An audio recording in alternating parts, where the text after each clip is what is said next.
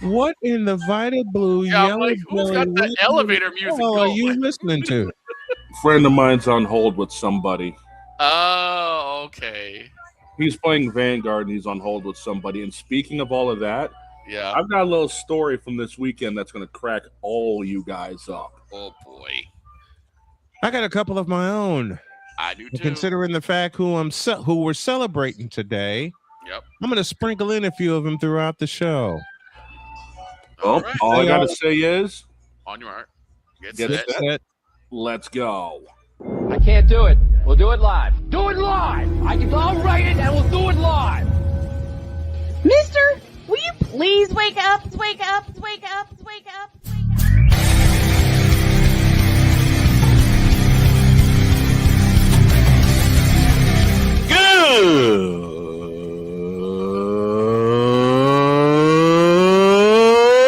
Good morning! Snowman here to all you Brock Purdy and San Francisco 49er haters. Shut up! I gotta thank you, Shane. I mean, whatever happened to the games where breaking 100 points was, I don't know, unusual?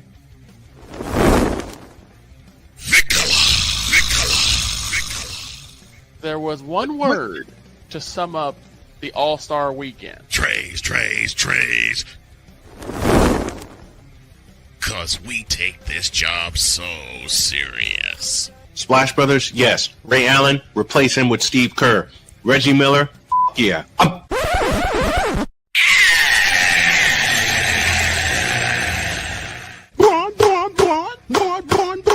What in the all types of blue hell?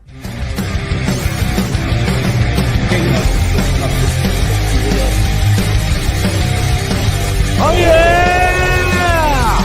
Let's go! Woo! Let's get it. Happy birthday, my love. Good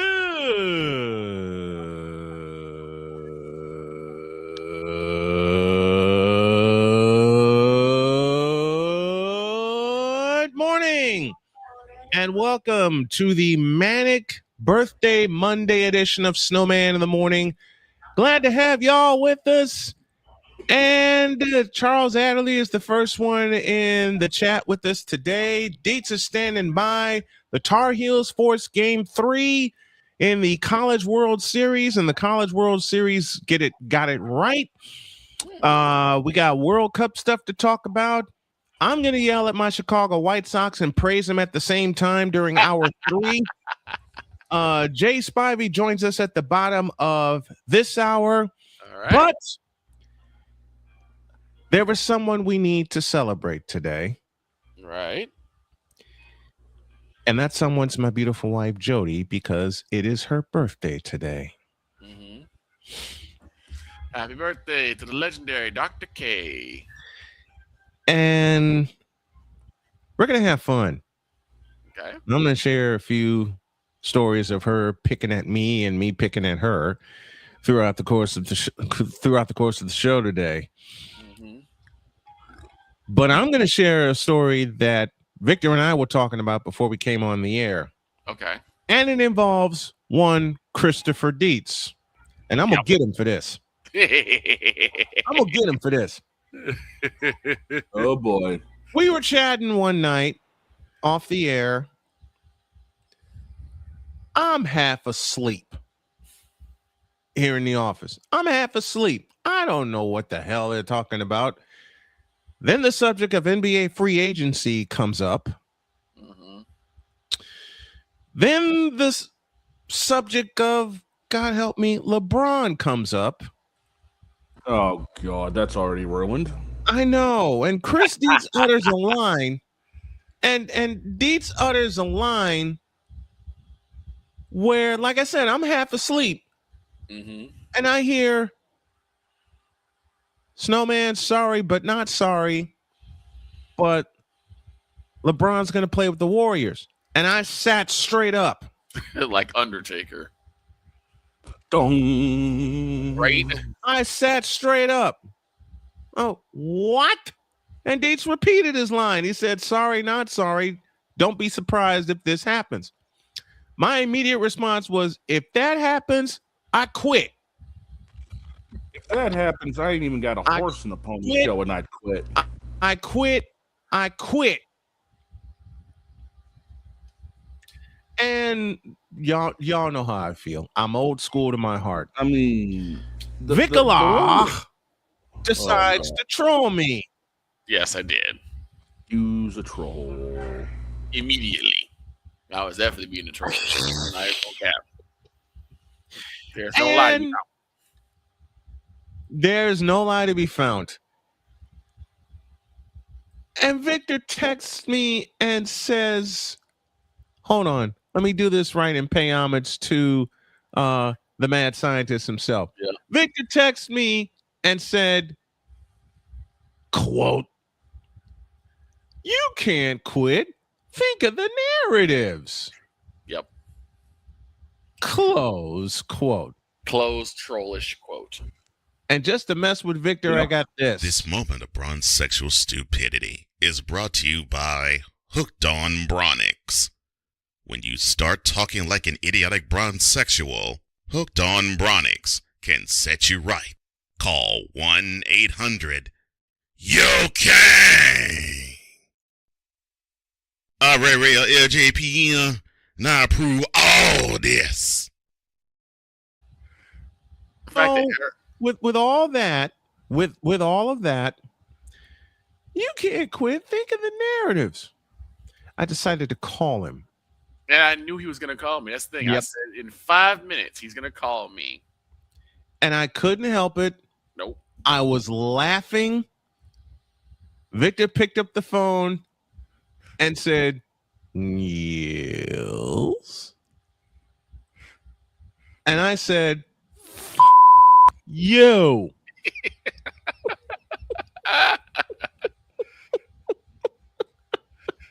All right. We then went and laughed for the next 40 minutes. Yeah. Yeah. All right. Since we've hit this topic early, Yeah. I've got one for you guys. Oh, Lord. So I'm hanging out with my bro. We're flipping around YouTube. Okay. Right? And I landed on something on YouTube, the top 30 Brock Lesnar segments. Oh, Yeah.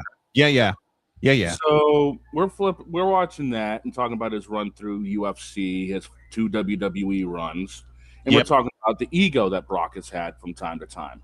Mm-hmm. A friend of his in his ear, because he's got Discord up at the time, person goes by the name of Raven, chimes in out of nowhere as he's listening to all of this and says, Oh no! I wonder who's got the bigger ego, Brock Lesnar or LeBron James? LeBron James easily. I fell out. LeBron James easily. It's not even close. It ain't even close. At least, Yeah. Brock Lesnar's got a spine. Exactly. Oh my! Sometimes I wonder where he has Paul Heyman talking shit for him all the time. There's that too. Lord, there's that. Yep. But yeah, that happened this weekend throughout everything else I was doing. Mm-hmm. So yeah, I'll get to all of that in hour 2, including the father reaming the Red Sox. Yeah, that'll all be an hour 2.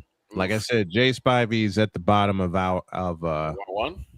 of this hour. Yep. And since it's my honey's birthday today, we're gonna have a laugh at her expense. Oh dear. Okay. Now, I will also say there is a possibility there will not be a Fever broadcast tonight because we're planning to go out to dinner. Fair enough. Very Fair good enough. reason. Very good reason. Very good reason. It's my honey's birthday. But I came to bed late one night and I can't see. I'm blind as a bat. And I didn't realize that not only was my wife in the bed, but so was Winnie. Oh, no.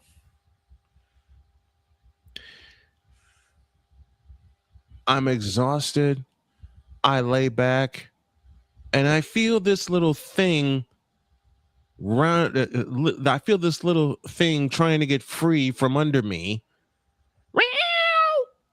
Jumps right on Jody, wakes her out of a dead sleep. And Jody's, what are you doing? What are you doing? I'm trying to come to bed. You realize you just woke Winnie up, right? Winnie shouldn't even be in here.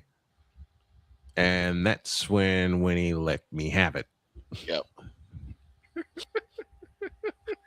And to borrow a phrase that Victor knows very well, Winnie looks at me and goes, "Excuse the hell out of me." Right. Exactly. I laid down, went to sleep, woke up, and the next thing I know, there's a fur ball on my chest and another fur ball at my feet. Oh, no. Winnie was on my chest. Binks was at my feet. Right. I tried to lean over and kiss Jody, and Winnie's having none of it. Oh, Lord. Like, wow, that's my mama. Bitch, I was here first. Oh, okay. I got to address this from Mr. Hernandez. No, we're not. No, we're not. I have to. I have to. If KD really said that, that's sour grapes. If KD really said any of that, because I don't know where that came from. Oh, I just read the comment. Let me put this to rest. Damian, shut up. Because the Warriors won with KD. Right. And they won two. Let me put it this way, Damian Hernandez. Damian's not saying that he agrees. He's just asking our opinions on it. Oh, well, I ain't got one. I got one, and I'll put it to rest. Kevin Durant, you a bitch. Exactly. The thing is KD had been chasing rings since he left OKC. Mm-hmm. And he admitted as such. I said it in an old intro. Dear Kevin Durant, you should have never left California. He was never going to be the man in Golden State. Because that was Steph's team. Yes. That was Steph's team. That's why he left to go to Brooklyn, because he thought he could be the man there. And then Giannis showed up. And then James Harden showed up. You mean Kyrie? And James Harden took Kyrie to Herbal Tea. Tyrita Herbal. Yeah. Do you really want to be the man of the Brooklyn mess in the Shadow Realm? Exactly. Let's take a break. When you all get back, the College World Series is all of that and then some. There is a third game to be decided. And depending on what time we get back from dinner, I might put the headset on, but then again, you might not. It's my honey's birthday. Back in the deuce. This is Snowman in the Morning. The original Think Drink is back. Level up with proven ingredients formulated to crush your competition. No gimmicks, no jitters, no messing around. Just high-potency results that keep you moving day or night. There's a new nerd in town, and we came to play.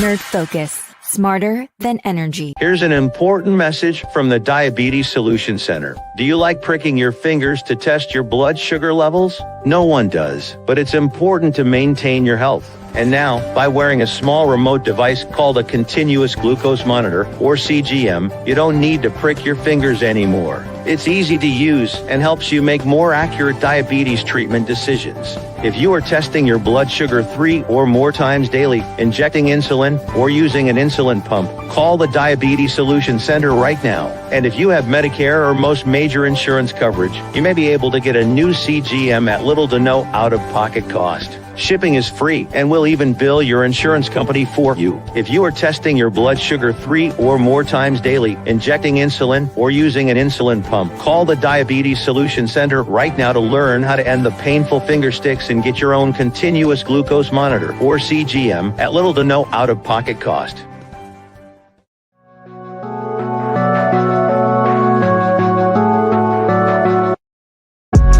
do a TED Talk, but I don't have anything to talk about yet. I'm getting there. Life is for the living. We're not here that long. You can learn anything you want to learn without any money spent. What do I really enjoy? What do I really want out of life? I am your host, WIZE. Are you in a life holding pattern? Well, this is for you.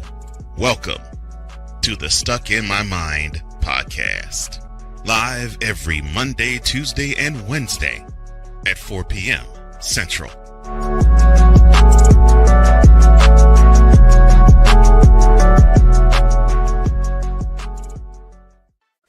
Drew Willingham. In this case, yeah, you put the blame on Kyle Shanahan for apparently not preparing the team enough for the overtime rules, supposedly.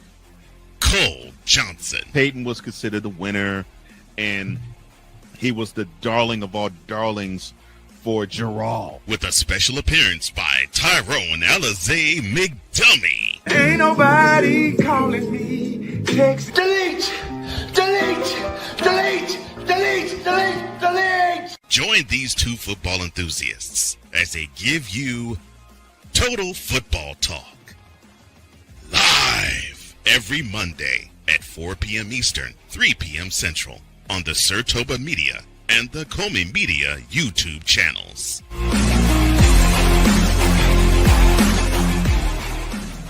Cause we take this job so serious. I'm sorry, what are these things called? Spices? Spices, thank you. My brain went bleh. What in the all types of blue hell? This is Snowman in the morning.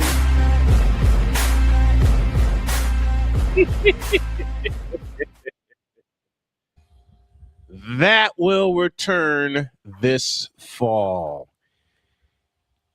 And a lot of laughs to come with it. It's the Monday edition of Snowman in the Morning as we celebrate the beautiful Dr. K's birthday today, 18 after the hour, and it's time to get totally dates. Passionate. Come after me! I'm a man! I'm 40! Unflinching. Let's go back to losing. Parking was easier. Unrelenting. They're not gonna keep him off the field tonight! Totally. This one has a chance! Dates.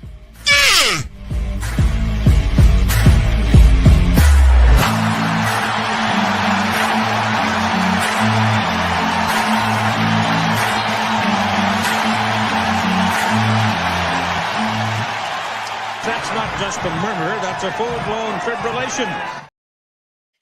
The man behind in his 9th year with the program, the man who caused me to say, don't get me thrown out of Starbucks, please. The man behind Slick Gems as put someone in the middle of the blank field, and Kansas doing Kansas things. They're shooting three-pointers instead of throwing touchdowns. That's my brother Chris Dietz. That is our brother. And you know what?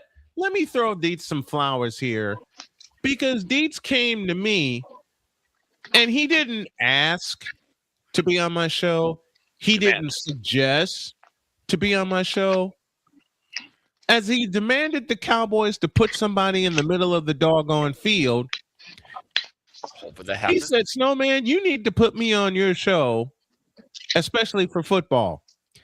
Well, he's ridden shotgun with us for football, for basketball, for baseball, because he's a Mets fan, and any kind of crazy sports stories. So, Dietz, thank you, brother, for riding with us for the past 8 years.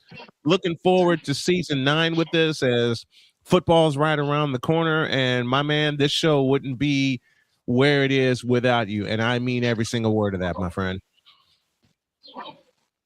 Thank you to Brian. I mean, like you said, y'all didn't have to put me on. I just kind of got my way in, and as always, I ain't leaving. Good. You better not. Get my foot in the door, and I ain't leaving. That's how it goes. It's more than your foot is. Your foot's more than in the door. You're a permanent part of the crew, we love having you. I was listening to another one of our older shows, and we were talking about all the different teams that have like primetime games. Dietz broke it down to He some did. degree about He did. the companies come in, the networks come in, they pick the games they want. They pick the best game, the second best game. Mm-hmm. And he said, this is why when people talk about why the Cowboys are considered the America's team, it's not really because we're winning.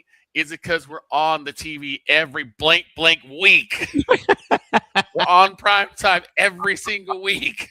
If it's not a 425, in the last 5 seasons, the Cowboys have rarely had a 1 o'clock kickoff. Right. And if it's a 1 o'clock kickoff, it's usually at the Giants or it's at the Redskins. Unless it's late in the season, flex scheduling can happen and they can move it to 425 or to Sunday night, but that's later in the season. Right. Deeds broke this down perfectly. And thinking about the last few seasons with the Cowboys, it's either a 405 game, a 425 game, or a Sunday night or a Monday night or a Thursday night. Yeah. It's always, how many did you say, Deets? 11 primetime games 11 for the primetime Cowboys this year? 11. We have 11 scheduled right now. Yeah. And even that can change. And that's with two flex games that could be moved there. Right. So basically it's 11 out of 16 so far. 11 out of 17.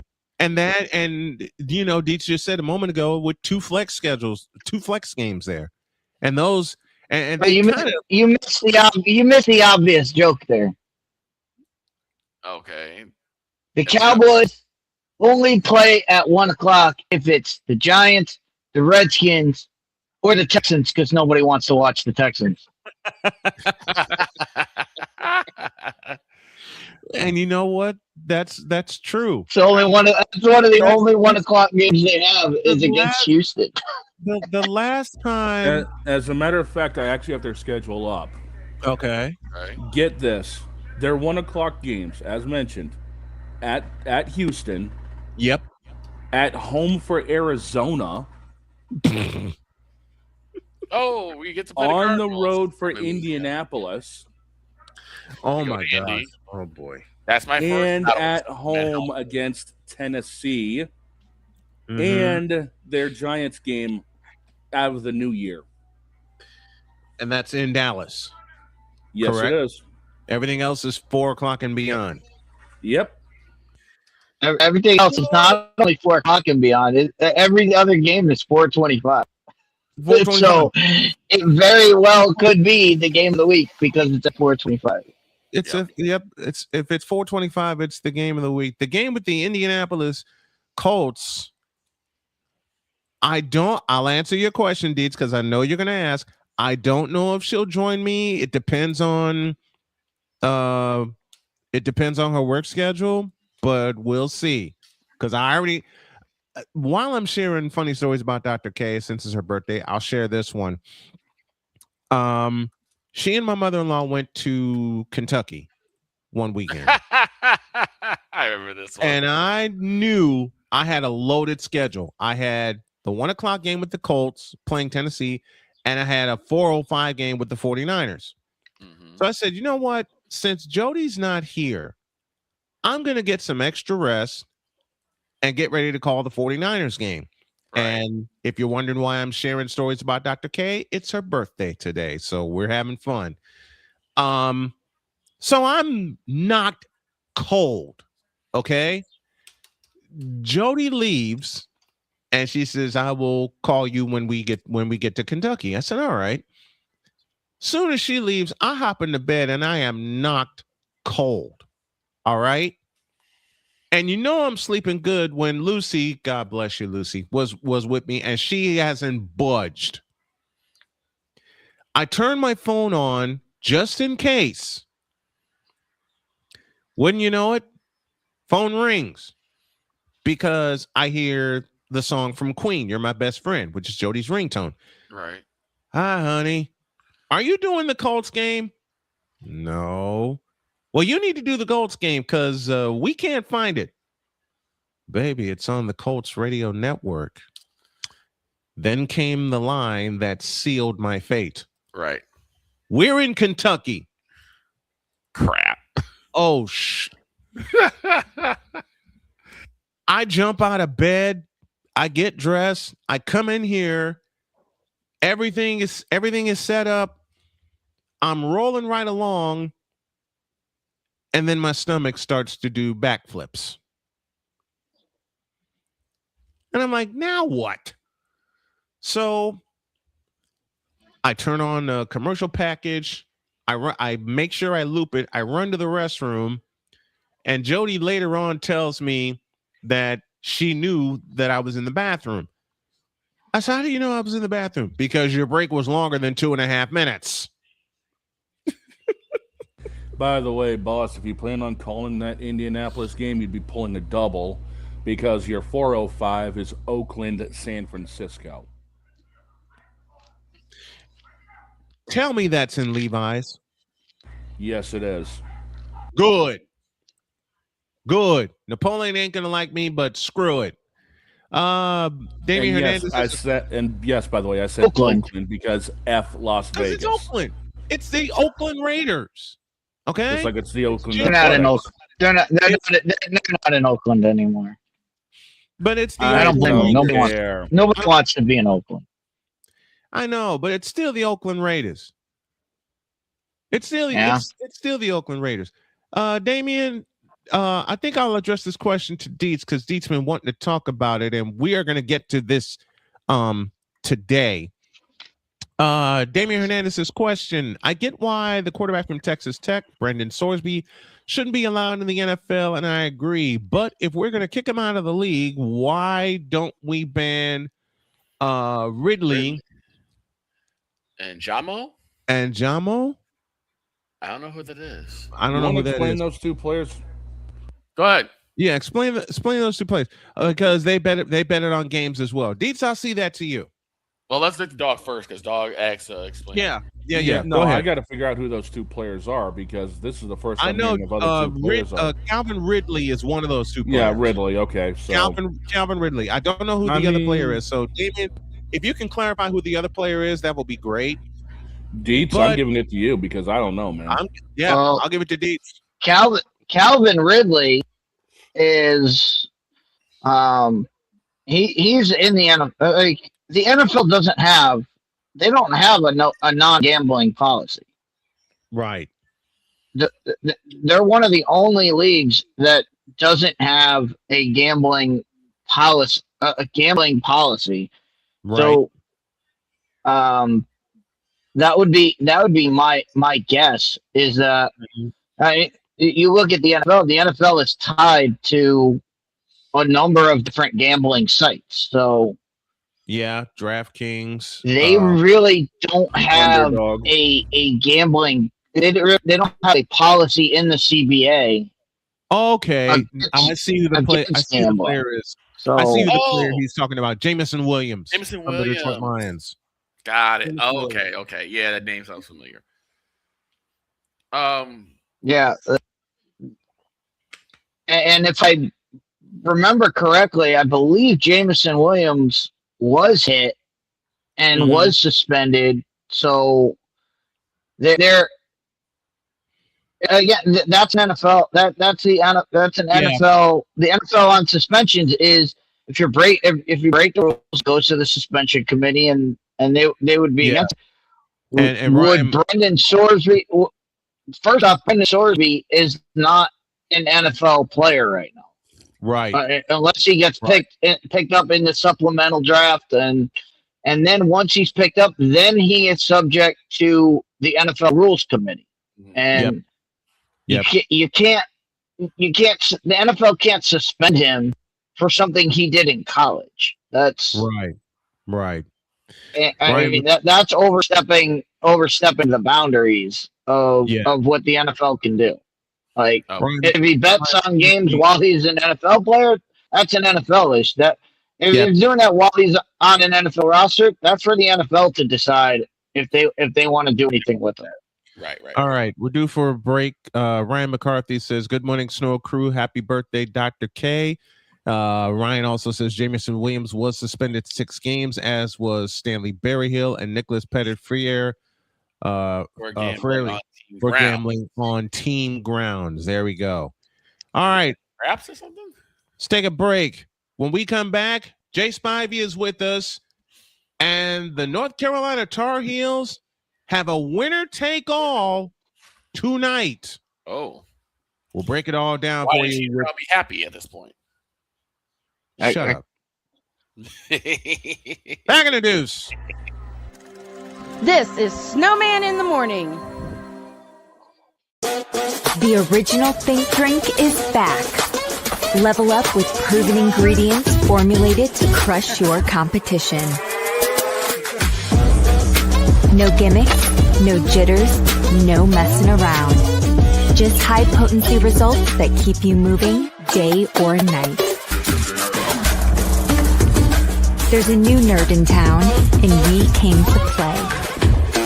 Nerd Focus. Smarter than energy. Here's an important message from the Diabetes Solution Center. Do you like pricking your fingers to test your blood sugar levels? No one does, but it's important to maintain your health. And now, by wearing a small remote device called a continuous glucose monitor, or CGM, you don't need to prick your fingers anymore. It's easy to use and helps you make more accurate diabetes treatment decisions. If you are testing your blood sugar 3 or more times daily, injecting insulin, or using an insulin pump, call the Diabetes Solution Center right now. And if you have Medicare or most major insurance coverage, you may be able to get a new CGM at little to no out-of-pocket cost. Shipping is free, and we'll even bill your insurance company for you. If you are testing your blood sugar 3 or more times daily, injecting insulin, or using an insulin pump, call the Diabetes Solution Center right now to learn how to end the painful finger sticks and get your own continuous glucose monitor, or CGM, at little to no out-of-pocket cost.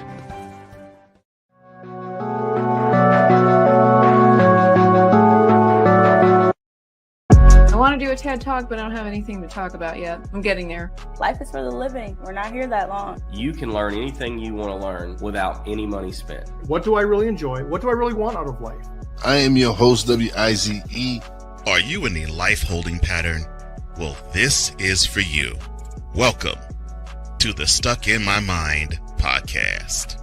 Live every Monday, Tuesday, and Wednesday at 4 p.m. Central.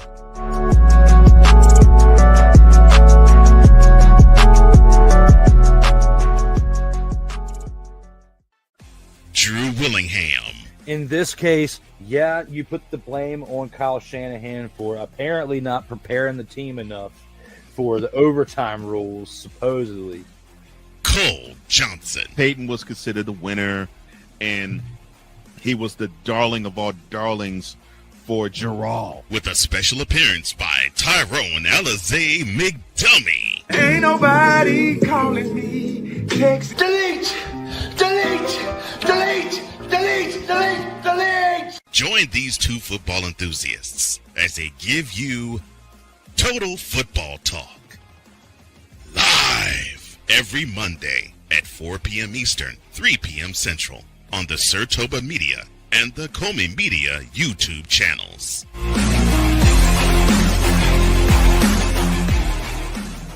Cause we take this job so serious. I'm sorry, what are these things called? Spices? Spices, thank you. My brain went bleh. What in the all types of blue hell? This is Snowman in the morning. Yeah, that sounds about right. That sounds about right for us. You know, with that elevator music again. Yeah, well, it's better listening to that than all the people down in North Carolina harping about things, because at least they got something to cheer about, since Chapel Bill now ain't doing jack with their football team. I mean, No, but you their say base- UNC, so I'm going to No, say they but just... their baseball team is doing something, and we're going Yes, to talk they about are. it right now. Wait,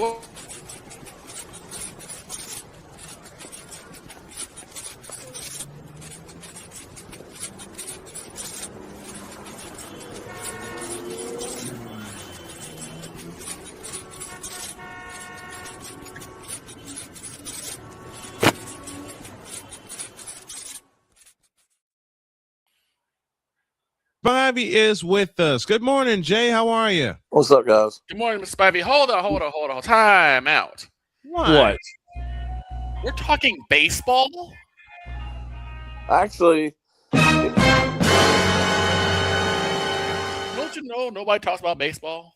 I'm looking forward to talking about baseball, but if you guys don't mind, I'd like to correct something you guys were just talking about. I overheard what you were talking about. Go ahead. About the suspension. Yep. That's not true. Terrell Pryor was suspended by the NFL, which carried over from Ohio State. He got a 5-game suspension in 2011. Okay. So it can happen. It's already been. It's not unprecedented if Sorsby is punished. Okay. Gotcha. Okay. Ryan McCarthy says, "Wait, we're talking baseball, not just any baseball, but college baseball." Yes, we are. It's winner take all tonight. Winner take all. 7 p.m. Omaha, Nebraska, Oklahoma, and North Carolina for the national championship on the 4-letter network. On the 4-letter network. Yeah. Let me say that again. Oklahoma and North Carolina in baseball for the national championship. It's winner take all tonight. It's game 3 in Omaha, and wow. I have to ask Mr. Spivey something. Was there a big celebration after the Stanley Cup with the Canes? Well, yes, but and this to me is a huge mistake. They waited entirely too long to do it. Okay, because I was like, they did it. They had it on Saturday to avoid traffic with people doing in businesses on earlier in the week, which to me is ridiculous. It is ridiculous. I mean, New York didn't do that. They did theirs on Thursday. They did. From what I heard, New York was a madhouse. And somehow New York is still standing. That's when you should do it. Don't wait till Saturday. Man, when the Bulls won their championship, it was 48 hours before they celebrated. 48 hours, yeah. I mean, it was almost a full week. That's I think they use traffic. I think they use traffic as a cover. Mm-hmm. I didn't think they wanted to go. They didn't want to go up against the coverage of the Knicks parade. Well, that's just my opinion. You could have done that any other day, but Thursday. You don't have to wait till Saturday. You could have done it Friday. You could have done it Wednesday. You could have done it Friday. Friday would have been the best. Would have been the best day to do it. End of the week. Friday would have been the best day to do it. End of the week. You're in the state capitol. It's a Stanley Cup. It's a Stanley Cup championship.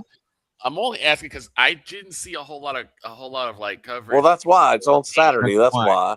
Okay, because I didn't see a whole lot of coverage of it, but I sure as sugar news saw everything going on. It's not like this happens every year. I mean, they haven't done this for 20 years. Right. Don't even get me started. Yeah. And now North Carolina with a chance to win the national championship in baseball. Yeah, man.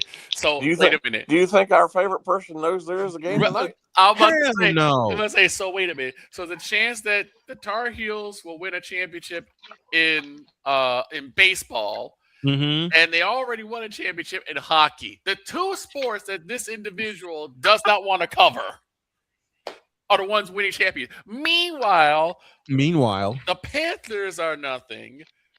The Hornets are really nothing. The Hornets are really nothing. The Hornets are the NBA version of the Cleveland Browns at this point. Like, the priorities of this individual are shot to you. I really wonder if he even knows there is a game tonight. I don't think he I'm willing to bet you he doesn't. And if he does, I bet he doesn't know a single player on the team. He's fired. Nope, he doesn't. Fired. And he has no clue who the head coach is. He's got nobody's getting fired. He's got no clues. He has got no clue about this team, period, because after losing 9-3 in game 1, they took it to him beginning in the 3rd inning yesterday. And thank you, Dietz, for pointing that out to me, because I was watching that and like 3 other games going on. Now we got a winner take all tonight.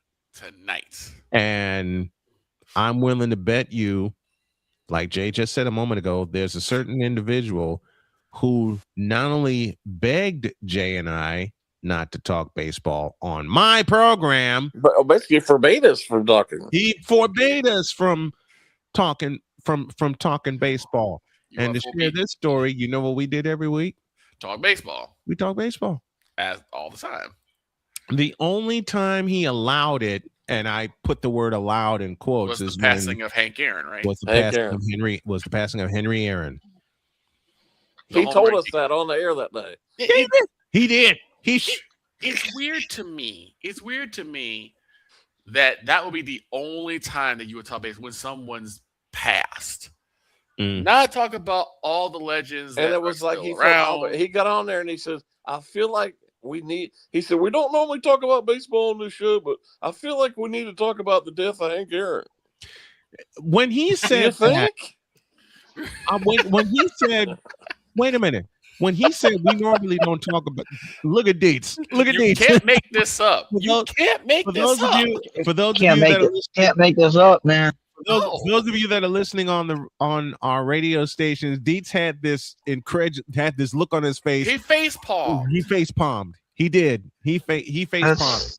Where is the Iron Sheik when we need him? Exactly. When he's probably covering that. He loves wrestling. Yeah. He loves wrestling. When he said we normally don't talk about baseball on this show, on my show, right, gentlemen, what's one of the chief sports I talk about here? Baseball. I think that's baseball. Last I checked, we're almost midway through the baseball season. It's time to talk about baseball. It's not curling yet. It ain't. The day we talk about curling, man, is the day I'm going to be on this show drunk. We already have. And look, the late curling great was Alvin, big. Yeah, listen, the late great Alvin curling is actually really popular. The late great Alvin Washington got me hooked on curling. Okay, I did with a popular statement, which we were in Chicago State studio one day with a statement that had all of us cracking up. Right, because we spent a few minutes talking about curling, and then all of a sudden we come back from a break, and all I hear Vinny say is, because in the end, it all comes back to curling. Listen, if nobody cared about curling, do you think NBC/USA would show curling all day, all long during the Olympics? No. Right. No, people care about it. Right. Well, in Canada and the northern part of the U.S., it's huge. Mm-hmm. It's like Minnesota, it's huge. It is. I'm just always like mystified by this individual that y'all talk about, because I'm thinking to myself, the two sports that he does not cover, teams have won championships. Not only that, the two sports he does not cover, we do. Or not one is going. One could win a championship tonight. I bet you. Oh, yeah. And again, I don't listen, but my guess is if he does mention it today on one of his plethora of shows, he won't have a clue who anybody is or the head coach. And if he does mention it, it'll be a very short mention. It'll be something probably about the Hornets draft tomorrow or something. Oh, Lord. The Hornets draft. Meanwhile, we're talking a champion in the Carolina Hurricanes and a possible champion in the North Carolina Tar Heels in baseball. Right. Which he supposedly roots for. Right. He doesn't. Okay. I explained this before. I will explain it again. If no one in the area likes baseball as much as Jay and I do, how come half the people in the area are fans of the Atlanta Braves? Yeah, me. Good point. Good point.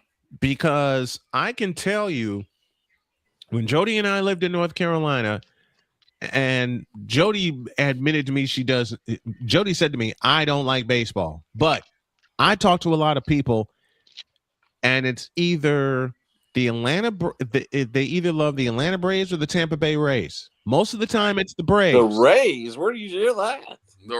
Raleigh. I heard it in Raleigh. The Rays. I've never heard of a Ray fan. But they're in the bars drinking the beers. In all seriousness, it's all Atlanta Braves. It's all Atlanta. It's all Atlanta Braves. I'm pretty sure I've said it before with Mr. Spivey and Toe, but I'm still always mystified why there is not a MLB team in North Carolina. Well, they're trying to fight for it now, but I still don't think they're going to get one. They're not.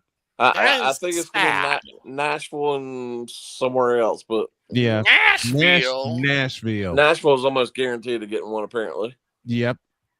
Nashville's getting one. I'm surprised the fervor for Montreal has died down. Now, like I told y'all last week, North Carolina is very close to the 8th largest state in the country. It's ridiculous. Yep. We don't have a Major League Baseball. And they don't have a baseball. And they don't have a baseball team. There's definitely a big market, a big interest for baseball there. There is. Especially you have Wake Forest. You now have UNC who could possibly win tonight. Apparently, if we did get one, it would go to Raleigh because they seem to be the one pushing hardest. However, I think it would be better in Charlotte. It would be. I think Charlotte in Charlotte. It would be great in Charlotte. The owner of the Hurricanes is pushing hard for it. Mm-hmm. But I mean, that's great. If it does go to Raleigh, that's fine. But I just think it'd be better in Charlotte. Yeah. I think they're definitely also. The Major Leagues are going to definitely add 2 more teams in probably the next year or 2. Yeah, one should be in Carolina. I agree, but it looks like one's going to be in Nashville and the other is probably going to be in like Portland actually the leading choice I heard is actually other than Nashville, I believe the top choices is Salt Lake City. Well, Utah? With the success of the Utah Mammoth, they're pushing hard. They're pushing hard. With the success, with the success of the Utah Mammoth, I can see it. Yeah, like Utah could work. I can see I'm not sold on Portland. I'm not either. I'm not either. Nashville, yeah, I can see it, but Nashville and Salt Lake, I believe, are leading candidates right now. Mm-hmm. Wow.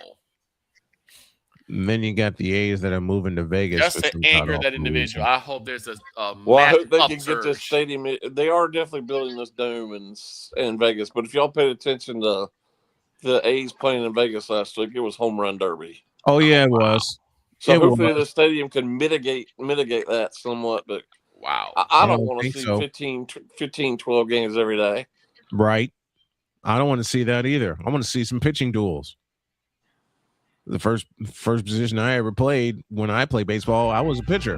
Same. And if y'all, I'm kind of biased here, but former Wake Forest player Nick Kurtz, who is just tearing up for the A's. Oh man, I love Kurtz. Yeah. I love Nick Kurtz. And then on that same team, Chase Burns, who's now pitching for the Reds.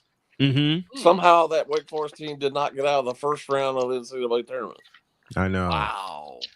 I know. And to think 3 years ago they were an eyelash away for playing for the national championship. Yep, they were. But they got Paul Skeens. Mm-hmm.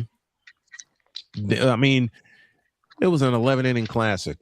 LSU wound up winning that game at the bottom of the 11th inning, 2-0, and it was a walk-off home run that did it.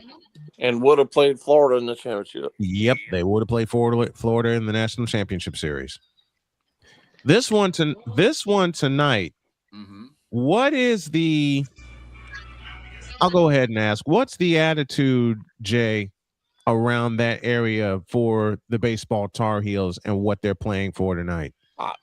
I bet you if you went on the street, even if you ask a quote unquote Carolina fan, I bet you most of them don't even know they're playing tonight because Carolina is so almost all a basketball team. I'll ask they this don't question. Care. I just don't understand that mentality. I'll ask this question. Is there a Duke baseball team? Yeah. Yes. Are they playing the UNC Tar Heels? No. That's probably why. I mean, this Carolina team's good. I mean, they are. Oh yeah, I'm certain they are. Their offense, this is the their offense is their offense is awesome. And one of their players who's probably going to pitch at some point tonight is from right up the road here in what it's called Pilot Mountain, which is, if you guys have seen the Andy Griffith show, they always said Mount Pilot, which is based on Pilot Mountain. Yeah. So there's a kid 25 miles up the road here from Pilot Mountain who's probably going to pitch tonight at some point. Wow. I mean, I've never. There's a pitcher that North Carolina has, and I'm blanking on his name. They are undefeated whenever he pitches. Yeah, he pitched yesterday. I can't. Oh, yep, was that 29? Glauber. Right. Glauber. That's right. Again? That's right. It's Glauber. Glauber. Cade Glauber. Cade Glauber. I was just gonna ask, how quick is the hook? How quick is the hook to get to Cade? It's the hook's gonna be quick tonight. Now, whether it's get to Cade pitched a long time yesterday, so I wouldn't think he could go very long tonight. But he's gonna pitch at some point. I was gonna say I've never heard of a fan base that says we don't care about winning championships. Did we beat our rival? Well, to me, I mean, if you're a fan of such and such school, root for them in every sport. Exactly. True. That is true. Exactly. That's me with my Northwestern Wildcats. No matter what sport. We were the same thing with Illinois. We were the same with Chicago State. And I'm biased when it comes to NU because I've covered all three major sports at Northwestern. Yep. I did. I've done a game at their baseball diamond. Yep. Of course, I lived in Welsh Ryan Arena, and I lived for a while at Ryan Field. Yep. Will you be going to their new stadium? Hell yeah, I am. I got my request in now. And besides, there's a very dear friend of mine who just happens to be their radio voice, Dave Ennett. So yeah, we were the same way with Charlotte State. We were big for their basketball team, their baseball team, their volleyball team. You know what? Surprised they didn't have a football team. Jay told a story where during a holiday tournament, he was there entrenched, ready to go, covering the game. This past December. Holiday. Yep. Just this past December. Said individual tried to park his equipment on Jay's table. He was late, by the way. He was very late. Very late. Second quarter late. He showed up almost at halftime. Yeah. And I believe there was a game before my game, and I believe he was supposed to cover that game too. He didn't show up for that one. He showed up to the wrong gym, was what I heard. He went to the wrong high school. How? He thought the tournament was somewhere else. How? Well, again, if he would have shown up to the luncheon that I went to, he would have known that. Now I'm face palming. How in the world do you get that wrong? Well, again, if he would have shown up for that luncheon, they would have known that. But, okay, let me play a little bit of a scenario here. Let's say something big came up, he can't make it to the luncheon, right? Let's just say, for sake of argument, there had to have been somebody, the director of the tournament, anybody he could have called and said, "Where is this being held at?" Pretty much for everything that I cover, I will either call the athletic director or somebody, or the PR representative to make sure I have a spot. And you know why that is, Mr. So Spivey? he could have called or texted somebody. You know why that is, Mr. Spivey? Because you are a professional. You I've been doing this for a long time. Exactamundo. Same thing that Snowman would do. I've seen him do it. This is I'm now in my 31st year doing this. I think I know what I'm doing. Right. I think I have a little bit of clue to that. I know what I'm doing since this will be my 31st year doing this. This mogul, this titan of sports media industry, in the triad, mind you. In the triad. Couldn't be bothered to ask, "Excuse me, where's the gym that this game is being held at?" And expected them to roll out the carpet. He really and truly, it was obvious he wanted me to move. He just didn't ask me, and I was not moving. Good. Again, as Heath has said often, you can't make this up. You can't make how this hard up. you try. There was only room for two people there, and there were the two reporters who had shown up on time, but were right there. Yep. Stephen King and Dean Koontz couldn't make this up. Couldn't write a funnier story. I'm reminded. It's insanity. I'm reminded of a line from the great Al Michaels. You couldn't film this scene in a movie and make it this good.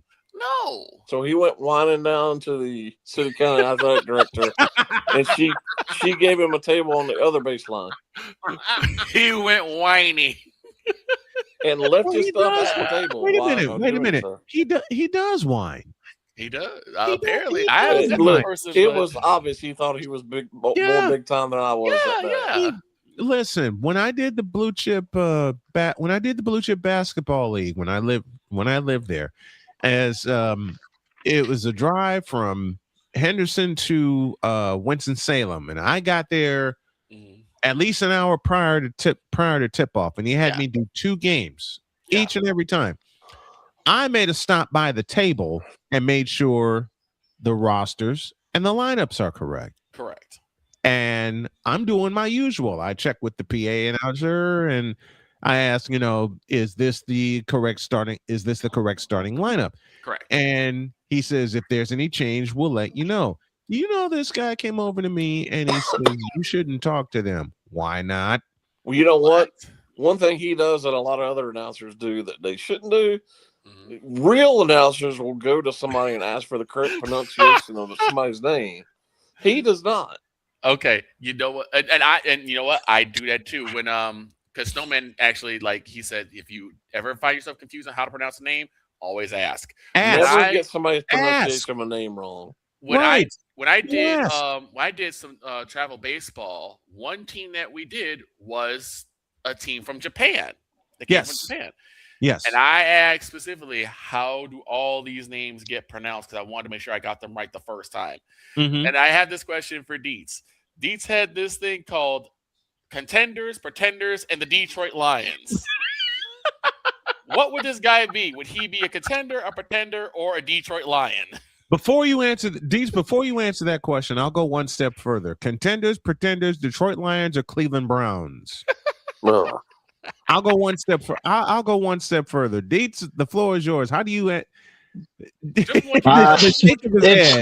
still the Lions. The Lions. No matter what the Lions do, no matter how good they think they've been in the last couple of years, they're still asking to go winless. And I'm sure Snowman knows this very well. As much as they love their head coach cost them a trip to the Super Bowl. Yes. Dan Campbell. Yes, Dan. Let's go, Campbell. Until you're not shaking the moniker until you get to the Super Bowl. Like that, Mr. Let's Go Game. You were on the doorstep, and your own coach decided to play against you. He's a moron. Yeah. Hey, Snowman, I know you're up against time here, but I don't know if you guys just saw the big news in college basketball. Oh, Dustin May is headed to the Mavericks. Heading to the Mavericks to be the head coach for the Mavericks. Dustin May is headed to the Mavericks. Oh boy. Which tells you that college basketball is in deep trouble. Yep. Where the college basketball keeps losing these really good coaches. Yeah. We've seen it before.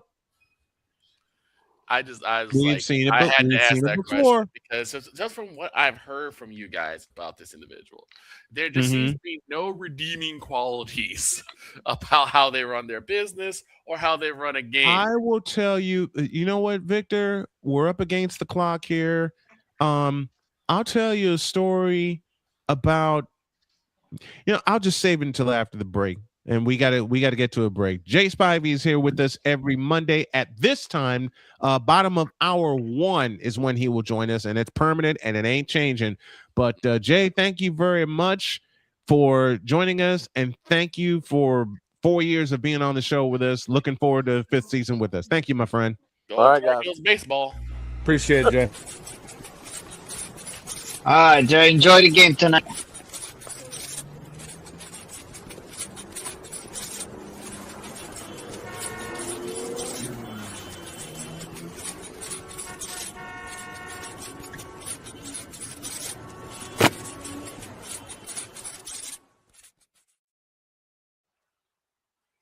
Thanks to Clark Goodlow. Yes, we are talking baseball. He says, good morning, everyone.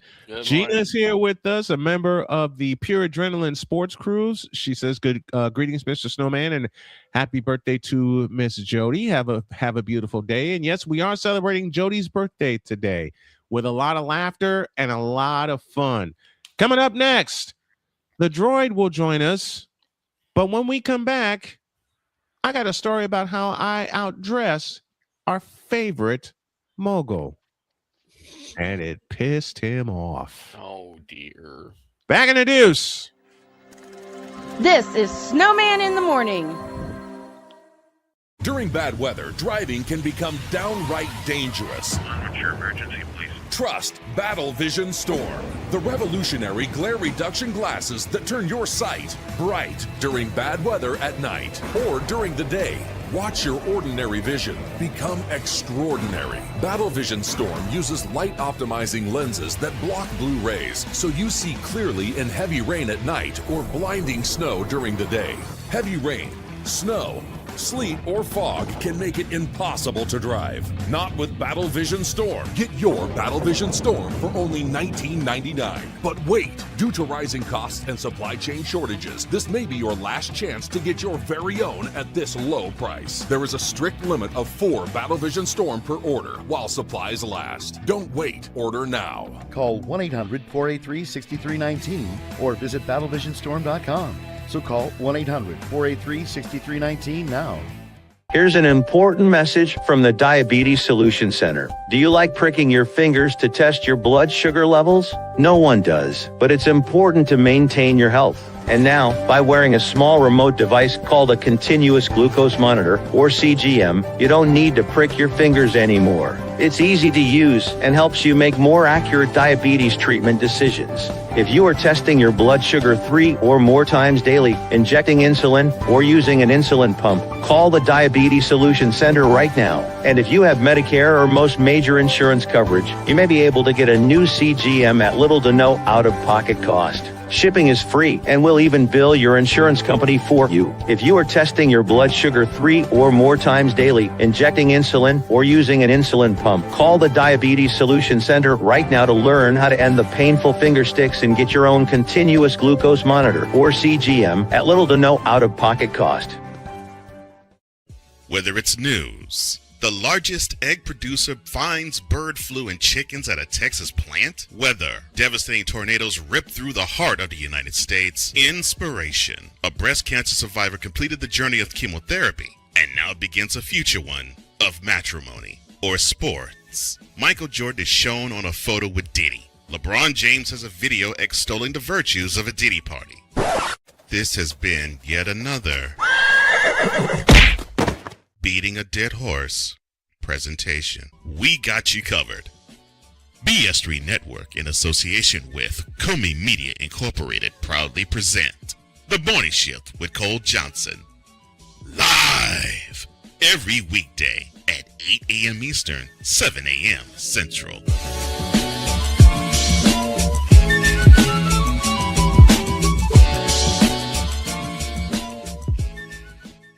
Because we take this job so serious. And Father O'Shaughnessy need to go to hell. That's what he needs. What did Father O'Shaughnessy do? I quit. We're done here. I'm done. We're out of here. What in the all types of blue hell? This is Snowman in the Morning. I still don't know what the hell I did to get told to go to hell.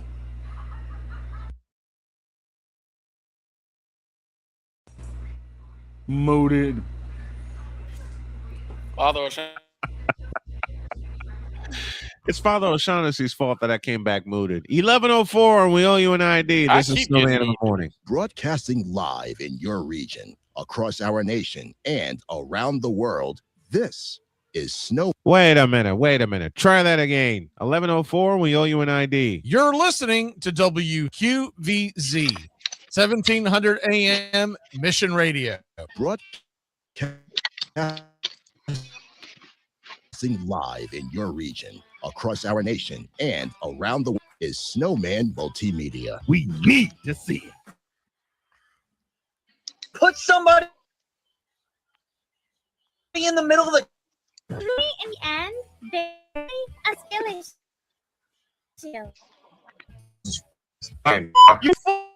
face, you thirsty bitches. Now get out of my face, you thirsty bitches. Now get the hell out of my face, you thirsty bitches. Oh boy, the crazy things we go through here. Somebody's waiting to get in. Let him in. I don't have his intro, so I'll just let him in there he is. right here. What's up, crazy? What's up, crazy hair? Ladies and gentlemen, Groucho Marx. Use the drum. Use a droid. Droid! Use a droid. Droid! Use a droid. I said that. Use a droid. Shut up. The man who will be selling bologna sandwiches in the form of heroes and called the Justin Field special, Mr. Droid. That's wrong. And he's muted. Muted. He is. New one. That's a new one. Oh gosh. Wow. Just Hour wow. Hour 2 has now gone downstairs and out the basement door. I received Yeah, some it went through this. news, It went gentlemen. through the doggone storm cellar, dude. Come They on. did. What is the What's the news? So we have a player on the Florida Panthers named Matthew Tkachuk. He has a brother on the Brady. Ottawa Senators. Brady Tkachuk. No, he ain't on the Senators no more. Nope. He's a Panther. Let me tell you exactly what we sent to Ottawa. Who cares? And everybody will be like, "That's what you said. That The you Dukes said of that. You said that to Ottawa for Brady Tkachuk. Are you serious? Are you serious right now? You gotta be kidding me! You gotta be kidding me!" Wait. Three Is first Tony round Soprano a picks. Florida Panthers fan? You gotta be kidding me! When you sent Brady Tkachuk to the Panthers for 3 first round picks in a second. Why? I'm sorry. Who the hell let this Whoa. Time. Halt. Desist. Hold the phone. Stop. Penalty flag on the field. Ottawa sent what? 3 first round picks and a second round pick Okay. for Brady Tkachuk. Tkachuk. I was like, when did Tony Soprano become a Florida Panthers fan? Like I said, Since the Rangers couldn't win a cup. 3 first round picks and a second. And I'm sorry I don't have the graphic ready. I thought about it, but then I slept all weekend for Brady Tkachuk. Well, we don't know if he's a bad player. Is a 2026 first round pick, the 9th overall. The 2026 first round pick, the 25th overall, we received from Seattle after we traded away Mackie Samoskevich to Seattle. 2027 second round pick and a 2029 first round pick conditional, which is top 10 protected. For Brady Tkachuk. Is he? But he's a good player. He's the star player for the Ottawa Senators now in Florida. He was the captain in Ottawa. So then we can't use that then. Captain in We can't Ottawa. use that then for Brady Tkachuk. Like, yes, for Brady Tkachuk, yes. We can, but we know we mean it in a great way. Right. Because Brady Tkachuk was, as Joy just mentioned, he was their captain. He was their captain. So Ottawa gets 3 first round picks for their captain. Ottawa's I feel like there's a new graphic. You traded who? Right. And you're in it. Because You traded who? Because yes, Or should I Ottawa. do that? It Or is should I you. do the Soprano button? I need Traded to have. who? Oh, did you trade? I need to have. You know what, Joy? You need to record that and send it to me. Why? Because I need yes, to turn Ottawa, that into it a is video. you. I need to turn that into a video. I got nothing. Deets pulling the complete Hulk Hogan and no selling. He no sells it. Because yes, Ottawa, it is you. And the funny thing is, Wait. the way I got found something. out The about way you this found out. trade was Uh-huh. from Mr. Alex himself, A Pizzle. Pizzle. A Pizzle sent it to me on Twitter, and I was just shocked. And I thought he was BSing. I thought he was You thought he was bull. trolling. So I looked it up, and I was like, "Oh, we actually got Brady Tkachuk! Oh my god!"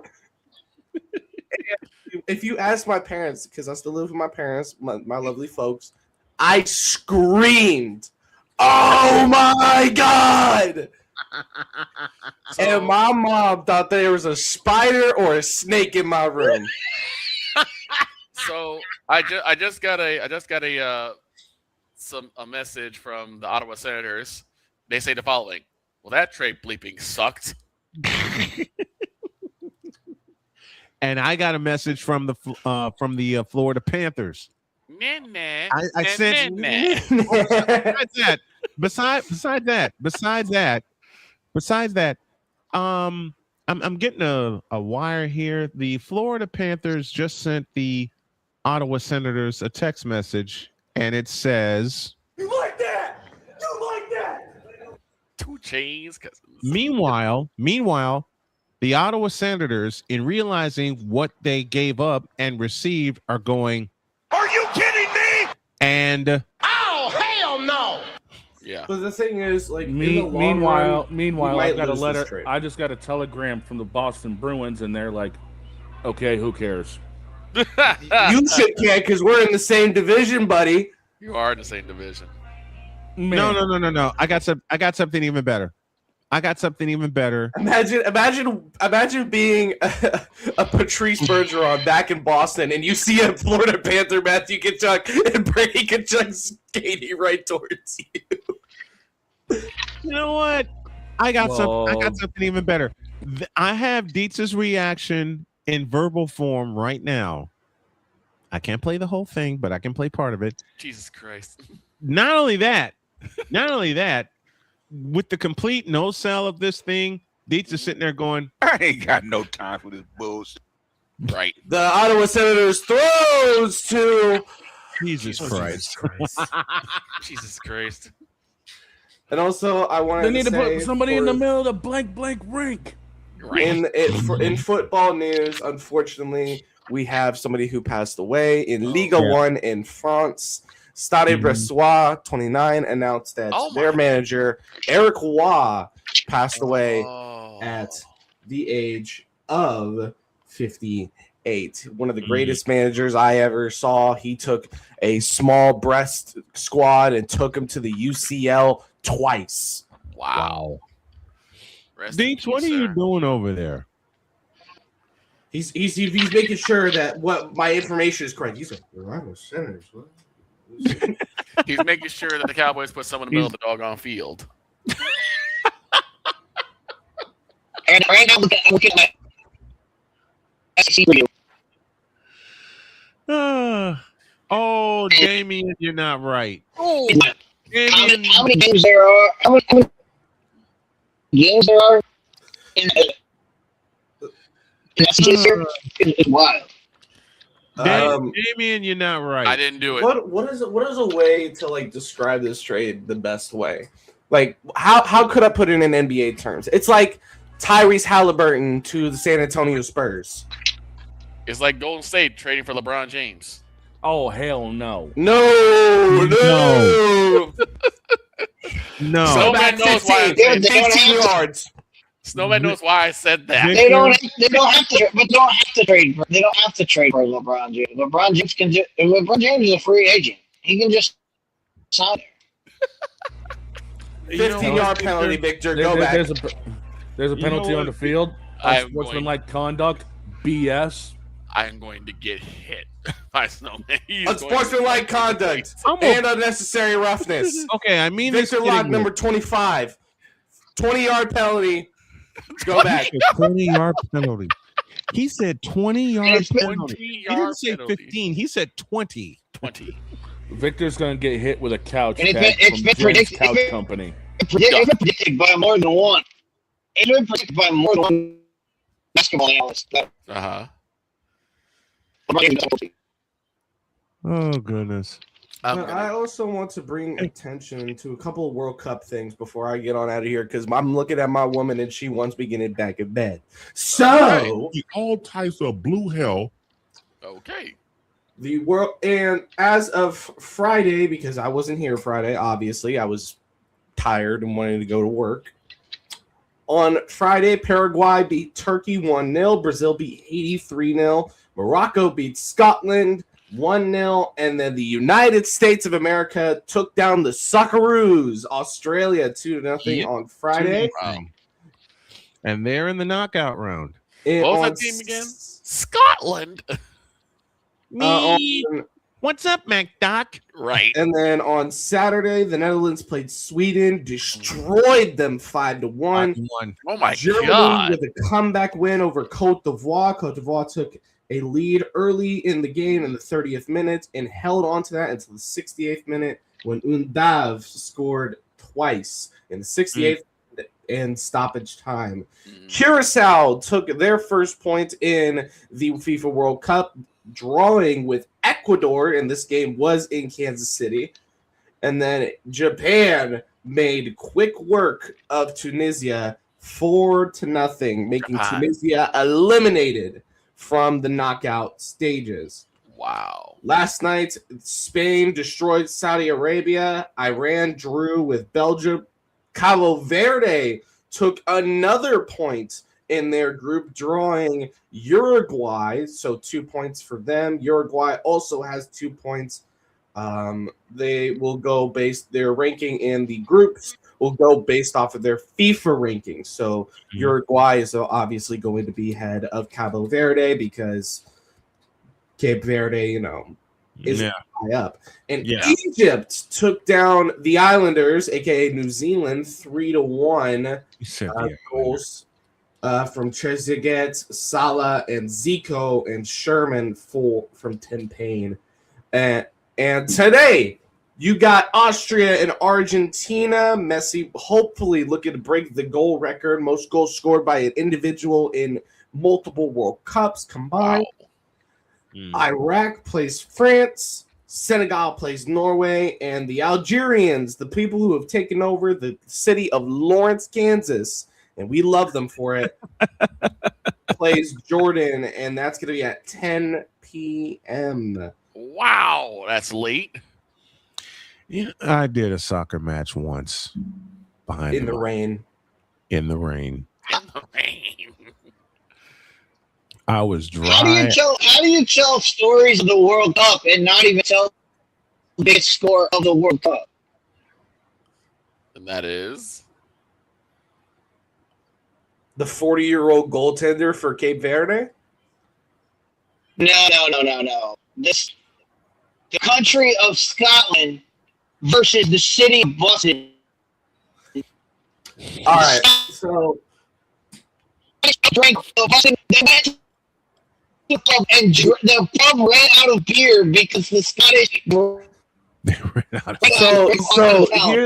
So this is what Dees is talking about. Basically, the Scots came to Boston because I believe that's where they have their base camp, and they drank the entire city of Boston dry of beer.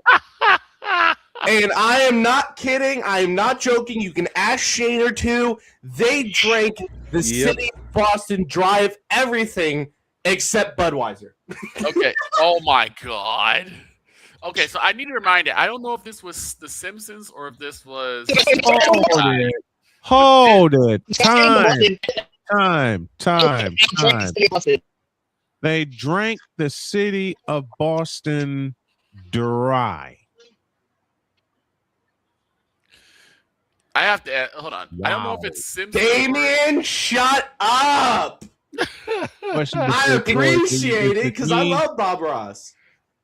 Oh, does he? There's only one thing you can say. There's only one thing you can say after that statement. The Scottish drank Boston dry. So we make just nice That's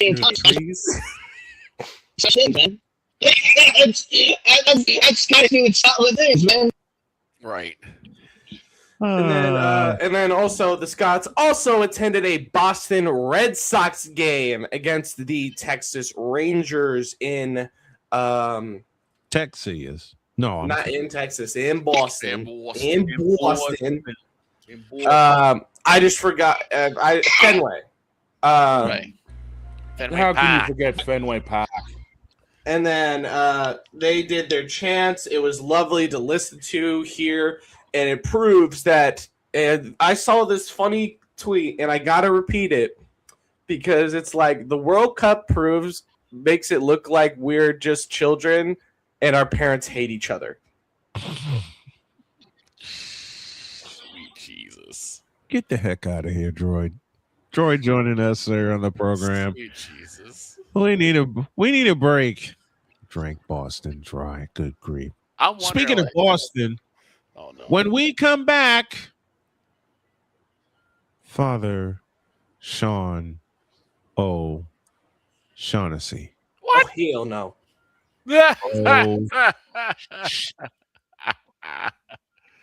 In a deuce. This is Snowman in the Morning. The original Think Drink is back. Level up with proven ingredients formulated to crush your competition. No gimmicks, no jitters, no messing around. Just high potency results that keep you moving day or night. There's a new nerd in town, and we came to play. Nerd Focus. Smarter than energy. Here's an important message from the Diabetes Solution Center. Do you like pricking your fingers to test your blood sugar levels? No one does, but it's important to maintain your health. And now, by wearing a small remote device called a continuous glucose monitor, or CGM, you don't need to prick your fingers anymore. It's easy to use and helps you make more accurate diabetes treatment decisions. If you are testing your blood sugar 3 or more times daily, injecting insulin, or using an insulin pump, call the Diabetes Solution Center right now. And if you have Medicare or most major insurance coverage, you may be able to get a new CGM at little to no out-of-pocket cost. Shipping is free, and we'll even bill your insurance company for you. If you are testing your blood sugar 3 or more times daily, injecting insulin, or using an insulin pump, call the Diabetes Solution Center right now to learn how to end the painful finger sticks and get your own continuous glucose monitor, or CGM, at little to no out-of-pocket cost.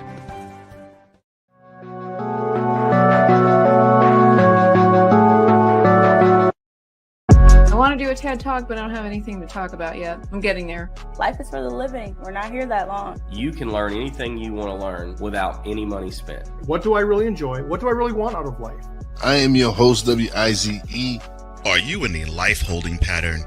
Well, this is for you. Welcome to the Stuck in My Mind podcast. Live every Monday, Tuesday, and Wednesday at 4 p.m. Central.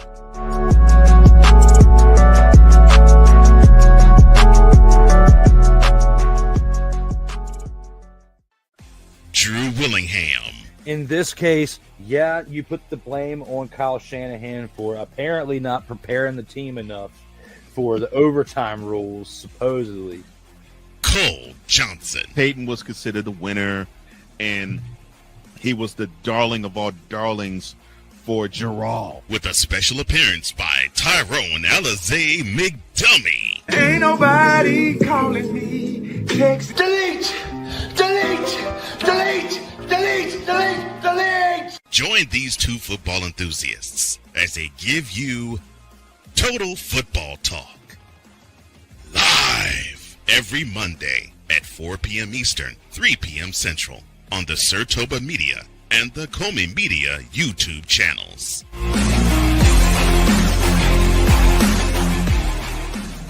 Cause we take this job so serious. I'm sorry, what are these things called? Spices? Spices, thank you. My brain went bleh. What in the all types of blue hell? This is Snowman in the Morning.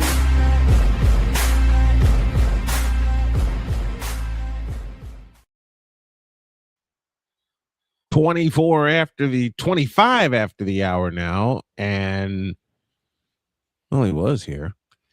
Okay, I promised a story where I outdressed my competition. Yes, go ahead. Here's what happened. We were living in Carolina, and he asked me to do a game at his alma mater, East Forsyth. Wait, what? Hold it. Time. Hey, dog. What you need? You're going to love this one. Time. Just a moment. Just a moment. Let me bring Time. dog in on. Let me. Not yet. Let me bring Dog in on the story I was going to tell. Do you mean to tell me? I teased a story earlier in the show about how I outdressed my competition, and the competition was the supposed mogul of the triad. He asked me to do a play-by-play call at his alma mater. Now you go ahead, Victor. Do you mean to tell me that you outdressed this mogul at his own alma mater? Yep. And he allowed it? You know what he asked me? Go ahead. He asked me, and give me I this know button. the answer. I know the answer. Give me this button. He, on more than one occasion, I'll say that, on more than one occasion, he asked a question of me. Okay. And the question was, quote, why do you wear a shirt and tie when you're doing games? Close quote. Now, before anybody on this panel answers that question, this comes to mind. So I realized that I think even though it's not advertised, right, there has to be a place for stupid people. We don't know because we're not stupid, so we don't know anything about it. It's like a secret club society. Oh my gosh. So I come to the conclusion that he graduated from SU, stupid university. Yeah, and all the stupid ass letters that go along with graduating high honors of being stupid. I can't do no more, man. Vámonos, dominos, vámonos. Stupid university, where everyone graduates magna cum stupid. And apparently he graduated from the business management department that was headed by Antonio Brown. Featured various successes like the Albany Empire. I'm sorry, Ryan. Okay, he asked me that question, and I said, this is protocol for me. Yes. I may be CEO of my own company, but this is protocol for me. That's what you And I learned this a long time ago. You instilled that in me. This fool looked me dead in the eyes. Give me this. And said, quote, I run my own company. I'm going to wear what I want. Just because you can doesn't mean you Close quote. Just because you can does not mean you should. I heard this man call a football game. Oh boy. I'm sorry. Thank you for that. That would be...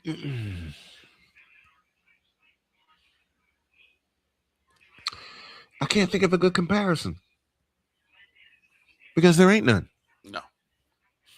There's no comparison. I heard this man call a football game. End of sentence. Yep. What did he do? Sound like the Swedish chef? Mort. Shut up. Get out of my head, Victor. Hey, Dog started it. Did he sound like the Swedish? Did he sound like the Swedish chef? Let me answer that question this way. On the many times where all of you guys have seen and heard me do a play-by-play call, be it alternative or live in the booth, did it ever sound like a conversation without paying attention to the game? No. It's more like how like wrestler announcers do it, where they kind of weave in what's going on in the ring and tell stories at the same time. JR was one of the best at it. Yeah. Absolutely. Which you can do. Exactly. If it's a television call, right. Yes. But when you're doing radio, because the audience cannot see, You got to paint the picture for him. You have to you got to draw the picture. The color paints the picture, but you have to draw the picture first. That's what that play does. Ken Squire on MRN. Yep. Squire. Jeff Joniak. Jim Durham. The late 80s Boston Celtics broadcast team. Johnny Most. Matt Taylor. Wayne Larrabee. Caglione up here when he was with the Red Sox. Mm-hmm. Here's one for Dietz. The great Howie Rose. Right. Longtime voice of the New York Mets. Right. The late great John Sterling. You paint. That's right.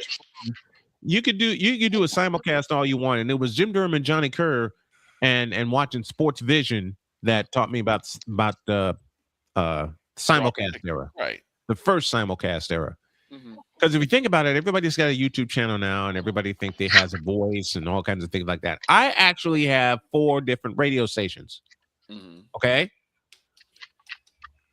When I did a play-by-play call for this guy, for some reason, and it wasn't just that game at East Forsyth, it was the Blue Chip tournament where he first discovered my skills as a play-by-play announcer. And you wonder why I put the air quotes in there. Like I said, just because you can't doesn't mean you should. You can drive down I-94 drunk with a blindfold on. Doesn't mean it's a good idea to do. It doesn't mean it's a good idea to do. The game I had happened to go overtime. And yes, I got excited because the kids gave me a great game to call. Right.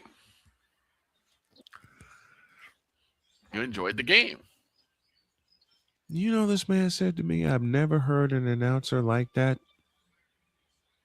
Have you heard announcing, period? I looked at this man and I'm thinking, are you kidding me? No, he was not kidding you. He was not kidding. Nope.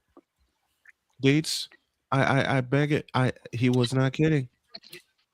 He said he never heard an announcer like that until he heard my call of a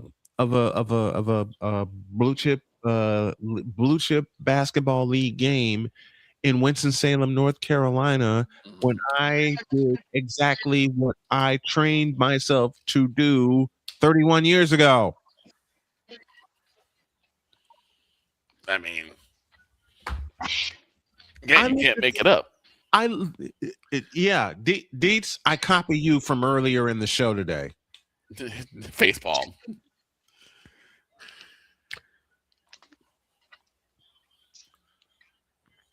Baseball. Here, give me. Oh, come no. here. Where are you? Where are you at? I gotta do something for Dietz and for myself. Okay. Okay. Because I've 3 decades I've been at this. Okay. Mm-hmm. And I plan to do this and make a whole ton of money before I go 6 feet under. Right. Right. That's my goal. Matter of fact, the birthday girl was kidding around with me. She says, she says, what are you doing? I said, I'm on a break. She says, well, get back to your show. You're supposed to be making us millions doing your show, which I will do. But to wrap this story, I've listened to the best and I've listened to the worst. Mm-hmm. I am a student of the play-by-play game. Of the game, yes. I'm a student of the game. I am friends with a whole bunch of play-by-play announcers, including Matt Taylor from the Colts, including the retired Bill Schoening, including Tim Roy from the Golden State Warriors, including Wayne Larrabee of the Packers, Neil Funk, one of the best. And it was this voice that started it all for me. Michael on the drive across the lane, turnaround shot, got it, 63 for Jordan. I got a little story to tell. And let me wrap this up here. And for this guy to look at me and say he never heard something like that before, and on top of that, you know who he introduced me to at that time? Who? That same week? Who? His name was Mick Mixon. Yeah. the voice of the Carolina Panthers. Yep. He introduced me to Mick Mixon, and he said, I want you to make him feel welcome. And on top of that, he put a finite date on how long Mick was going to be on my show. Okay. Mick Mixon was on my show the final 2 years. He was the voice of the Panthers. Right. He and I would text each other every week saying, which day are we taping?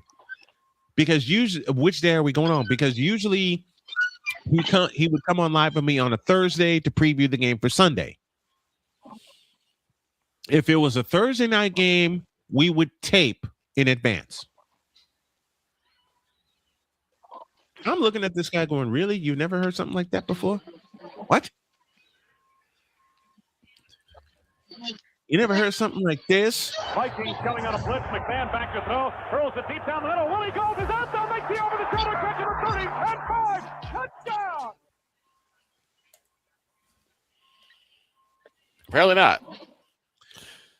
Apparently, even at my most excitable moments, could sound like, even at my most excitable moment, it could sound like this. Tying run at third. Caro hits a fly ball out in the deep left center field. It's back there. It is gone! Edgar Caro wins it! Shut up! Yes! The young man deserves it. Yep. It could be that excitable. Seriously. Yes, it can. I've had games like that over 30 years. Okay? I did one last year. The Colson Loveland catch against the Bengals. Mm-hmm.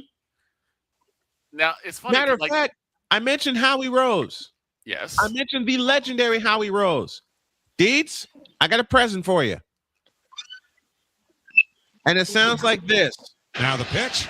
Swinging a drive towards the gap in right center. It's pretty deep. It's back near the wall. It's gone. It's gone. Francisco Lindor. He may have just outdone himself. He has hit a grand slam into the Phillies bullpen in right center field. The Mets are leading by a score of 4-1. They were famished for the big hit all night, and Francisco Lindor just provided a feast. Yeah. Well, it's like I said. Go ahead, The funny Victor. thing is that when I first joined on with Snowman, first game I was in, he said, "Okay, you're going to be here Saturday morning, right?" "Yes, sir." "I have one question." "Yes." "Do you have a suit?" "No." He said, "You got money?" "Yeah, I got money." We went to Men's Warehouse. I got me a suit right then and there. Yep. Sure He did. said, every couple weeks, you need to get another suit. So I ended up getting like 3 or 4 suits. Yep. Because that was the protocol. That was the protocol. Was suit, tie every game. Matter of fact, not only did Victor buy a suit that day, so did I. It just seemed like a normal thing you're supposed to do. Mm-hmm. But apparently not for this individual.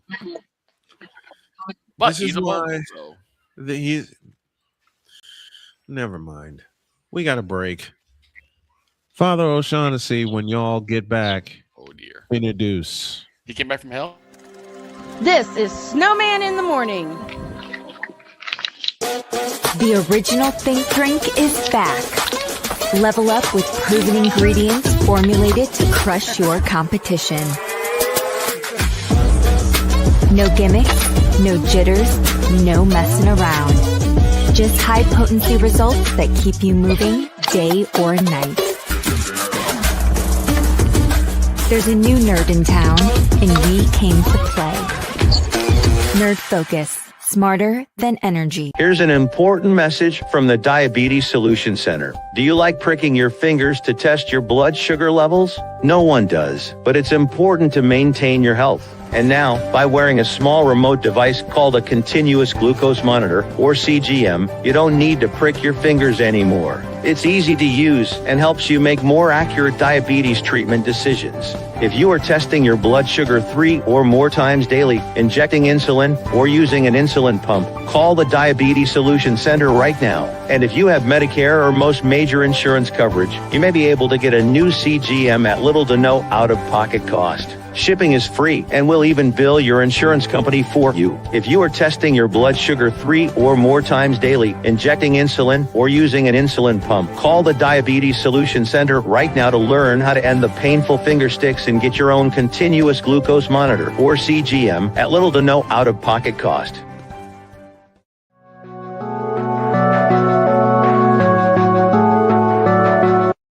I want to do a TED Talk, but I don't have anything to talk about yet. I'm getting there. Life is for the living. We're not here that long. You can learn anything you want to learn without any money spent. What do I really enjoy? What do I really want out of life? I am your host, WIZE. Are you in a life holding pattern? Well, this is for you. Welcome to the Stuck in My Mind podcast. Live every Monday, Tuesday, and Wednesday at 4 p.m. Central.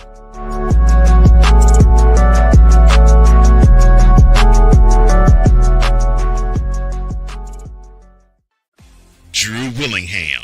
In this case, yeah, you put the blame on Kyle Shanahan for apparently not preparing the team enough for the overtime rules, supposedly. Cole Johnson. Peyton was considered the winner, and he was the darling of all darlings for Gerald. With a special appearance by Tyrone Alizé McDummy. Ain't nobody calling me. Text delete, delete, delete, delete, delete, delete. Join these two football enthusiasts as they give you total football talk. Live every Monday at 4 p.m. Eastern, 3 p.m. Central on the Sertoba Media and the Comey Media YouTube channels.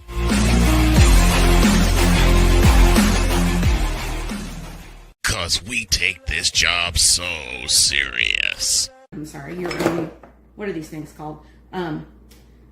Spices? Spices, thank you. My brain went bleh. What in the all types of blue hell? This is Snowman in the Morning.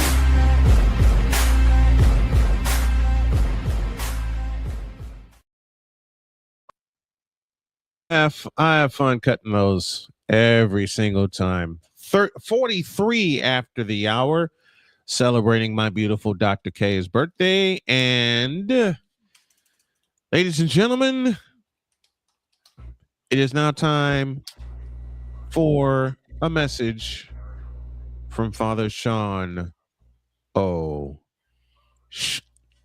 Shaughnessy. He got back from hell. Yay. My children. Hell is still burning. It's called New York. Let's get it right. And to the person who calls me Father McGregor, at least my team's not run by a bunch of people who think Madden is the way to go. Don't summon wise.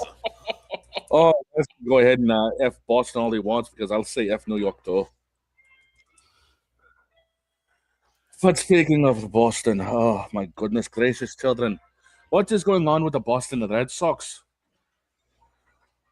Thankfully, we were able to take the series from Seattle, but before that, we were swept by the Toronto Blue Jays.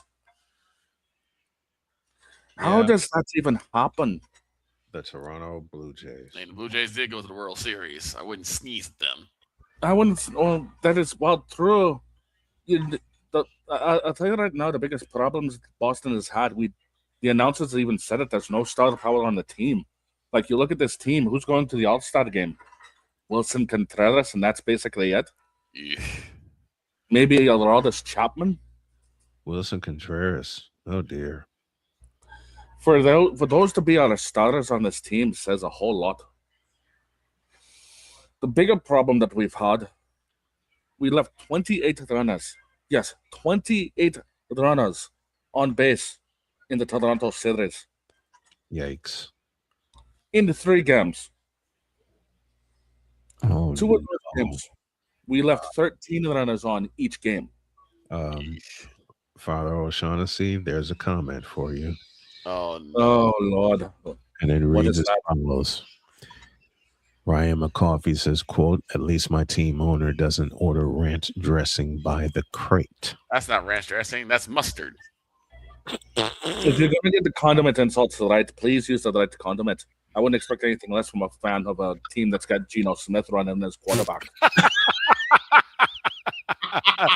Geno Smith. Hey, leave Ryan alone. He's still mourning over what happened to Albany Empire as pertains to Antonio Clown. Oh, the team run by Antonio Clown. You have my sympathy, sir. But they're the Phoenix. You say I live in hell. You must be feeling right at home in purgatory.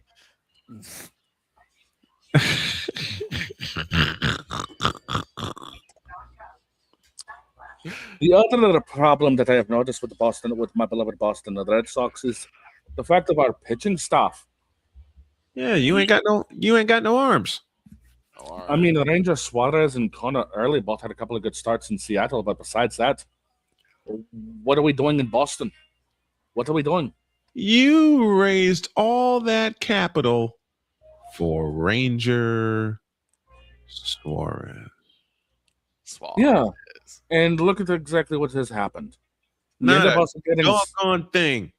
We also ended up getting Sonny Gray, but look how well that's worked out for us, too. Sonny Gray or Sonny? Never mind. I won't make that joke. No. Everyone else has been making that joke. Trust me, the boys down to Flatties have been making it all day. You know what Boston has to be thinking right now in terms of their in terms of their baseball team? What do we? Pretty much. There's no other way around it. There's no way we're going to end up seeing 500 at the end of the season. We'll be lucky if we end up, anywhere close to 500 by the All-Star game in the next couple of weeks. So I don't see Boston doing much of anything. So the question is, are we going to be buyers or are we going to be sellers come the trade deadline? I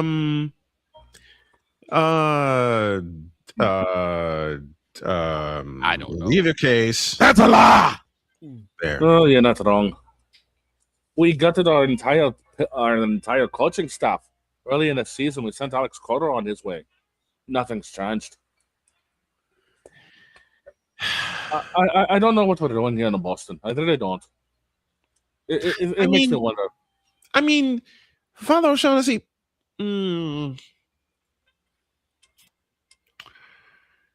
child, I've been doing a whole lot of praying, so trust me, they're not being answered right now. Oh, the detective? No. He's later. Okay, here's a question for you, Father O'Shaughnessy. Yes, my child. Are y'all going to make the move for Giannis Antetokounmpo or not? Oh, that depends on what Mr. Antetokounmpo wants to do. I mean, does he want to stay in Milwaukee? Does he want to go after a championship? That's a fair point. Because he has obviously said he wants to be loyal to Milwaukee, but at the same token, he wants to win a championship. You can't have both, unfortunately, these days. Steph Curry does. Well, that's because Steph Curry is a doggone anomaly, but we've already discussed that.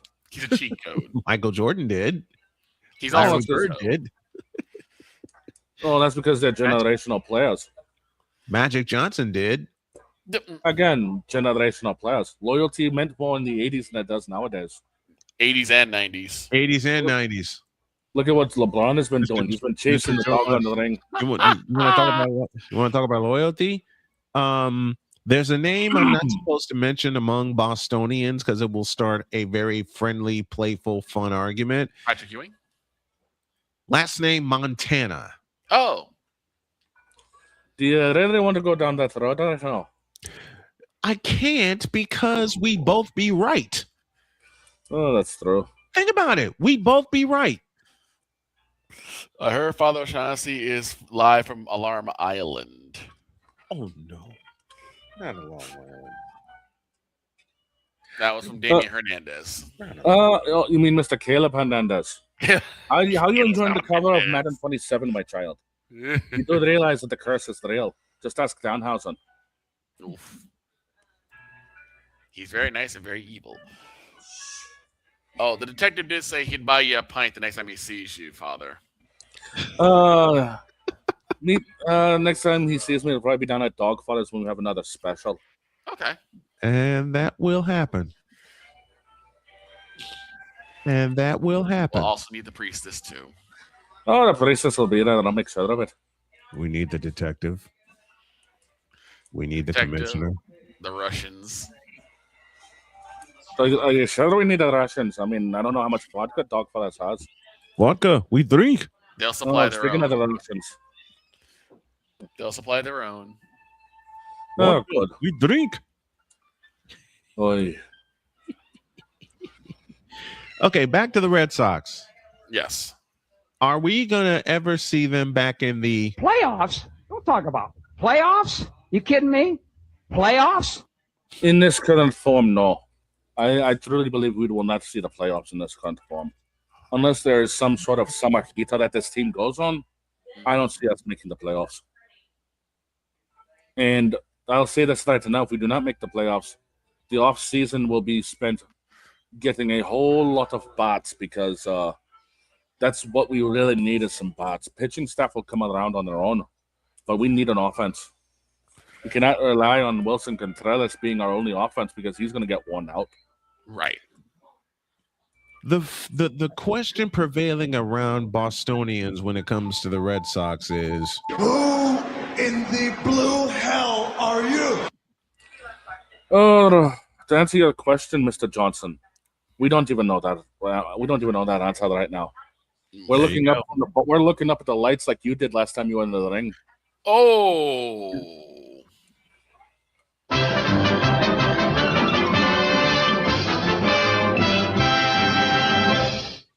Ouch.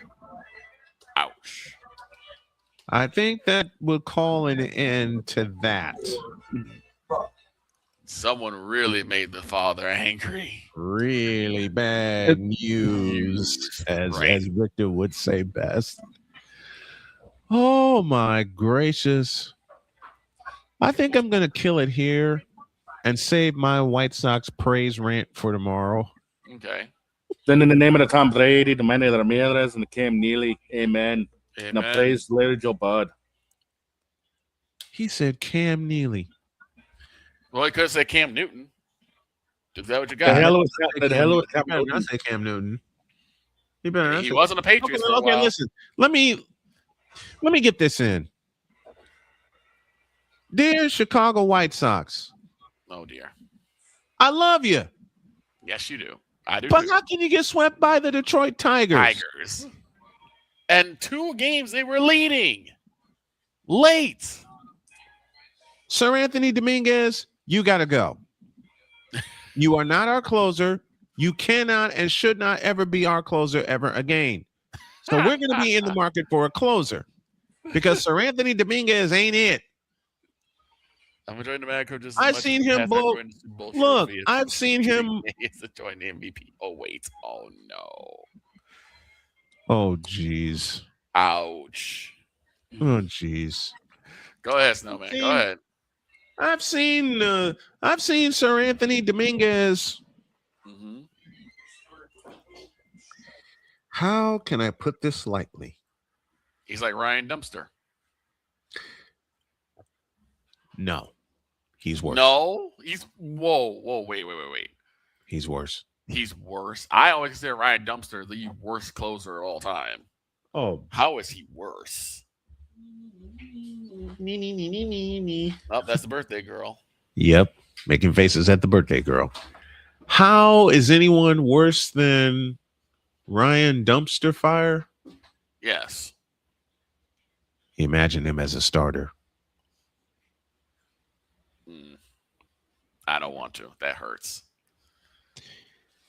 I've seen closers over my 4.5 decades of watching baseball. Yes.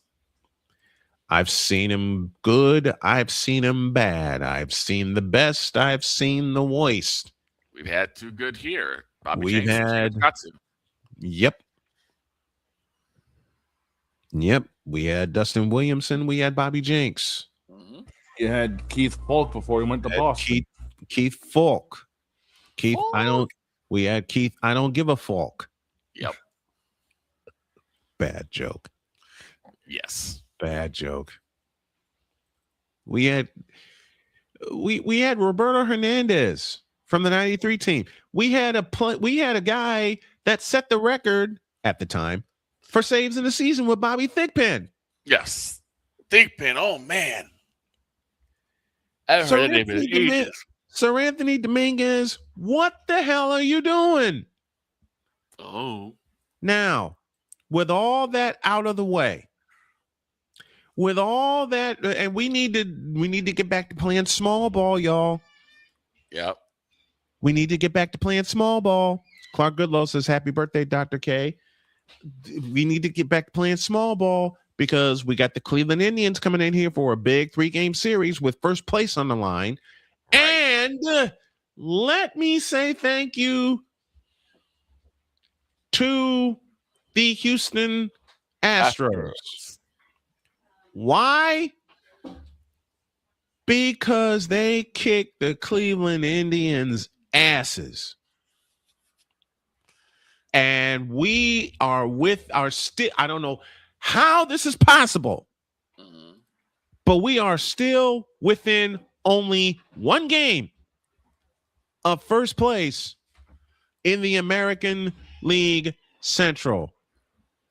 And I will channel Victor Locke as best as I can, because the only question I have right now is how? Yeah. How in the Vita Blue, yellow-bellied, red-blooded hell are we within a game of first place? And it's my wife's birthday. I haven't seen the White Sox this close or in first place since 2021 when they won the doggone thing, when they won the doggone division. Right. Now, did it take them a while then to get started? Yes, it did. Oh, yeah. Are we missing a big bat? Yes, we are in Munetaka Murakami. We miss him, but yes. Guys, Cleveland is here. Yes. And they ain't going away. You got one mission beginning tonight. Kick their asses. They're without a big bat too, and Jose Ramirez. We got to get back to playing small ball. We got to get back to doing what we did best in 2005. It's curse of many teams. They keep wanting to go back to the long ball. They want to go back to knocking them out of the park. Look, if we don't get at least one from Cleveland this week, it's a problem. Well, season's not halfway done. And it's really, in the end, basically a skill issue. Now pick up y'all skills, will you please? Please. Pretty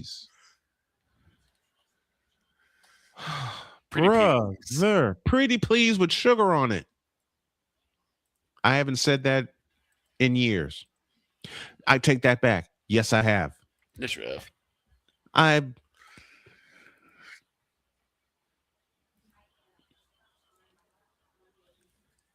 All right, a minute before hour 3.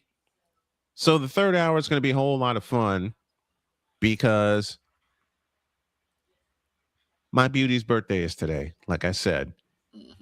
And we did our preview of Game 3 of the College World Series. I gave my message to our beloved White Sox. Father O'Shaughnessy was here, and we may have to bring the detective in. Why are you doing that? Because apparently there's a lot of primetime games with them. Oh, okay. And he wants to find out why. So screw it. I was going to say, you do realize that we still got one other thing to talk about. Oh, we'll get to that. Okay. Matter of fact, that'll close us up. Okay. How's that? Okay. And I don't want to hear anybody saying that's a spicy meatball. I couldn't help it. No. Hour 3 after this. This is Snowman in the Morning.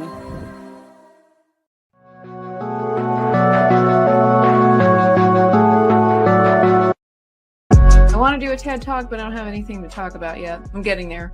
Life is for the living. We're not here that long. You can learn anything you want to learn without any money spent. What do I really enjoy? What do I really want out of life? I am your host, WIZE. Are you in a life holding pattern? Well, this is for you. Welcome to the Stuck in My Mind podcast. Live every Monday, Tuesday, and Wednesday at 4 p.m. Central.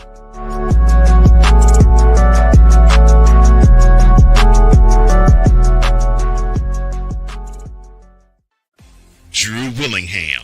In this case, yeah, you put the blame on Kyle Shanahan for apparently not preparing the team enough for the overtime rules, supposedly. Cole Johnson. Peyton was considered the winner, and he was the darling of all darlings for Gerald. With a special appearance by Tyrone Alizé McDummy. Ain't nobody calling me. Text. Delete.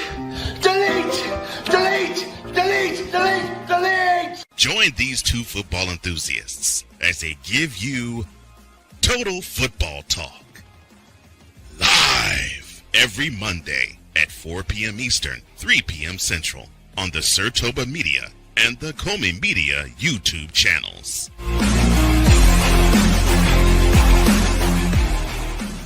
Join the transporter to Hades. Your butt and gut becomes one. Join the reformer of hooker whores. This is my daughter, Placenta Booty Johnson. Join the bronze god. Whenever you are in distress, take off your baseball cap and throw it in the air. Join your very own superhero of broadcasting, Chris Bass. So whatever color crayon they get, they palm it and do two circles, and that translates to, I can beat up black people. As he takes you through the week's paces in Baseline. Live every Saturday at 8 a.m. Eastern, 7 a.m. Central, No, Pacific Time Zone people, just stay asleep when this is on live and just catch the recording. No, I'm sorry. Exclusively on the Chris Bass YouTube channel.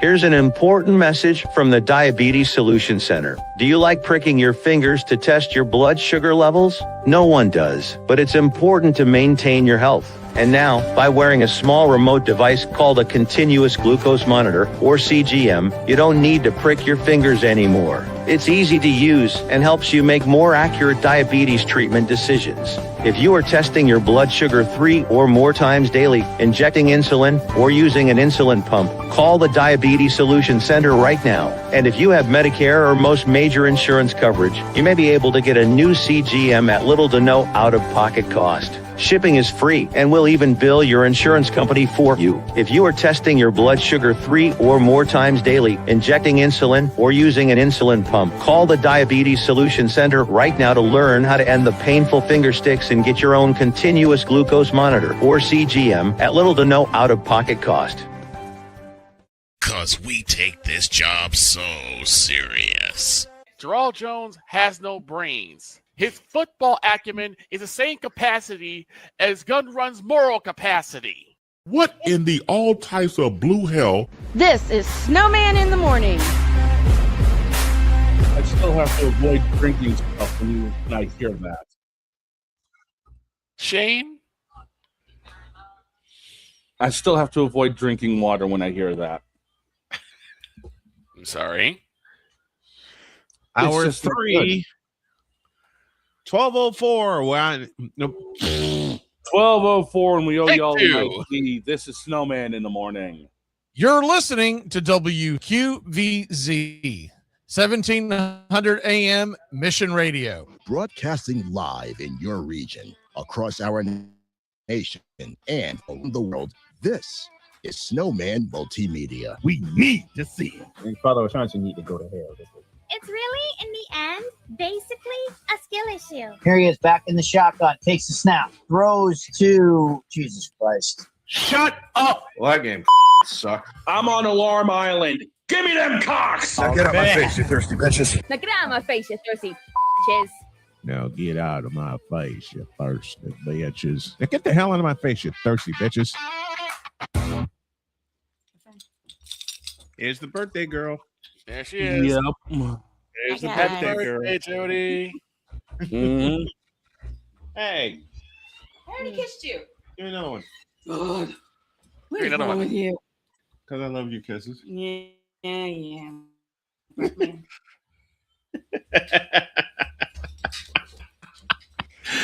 There's the birthday girl. And we're going into the dog's garage.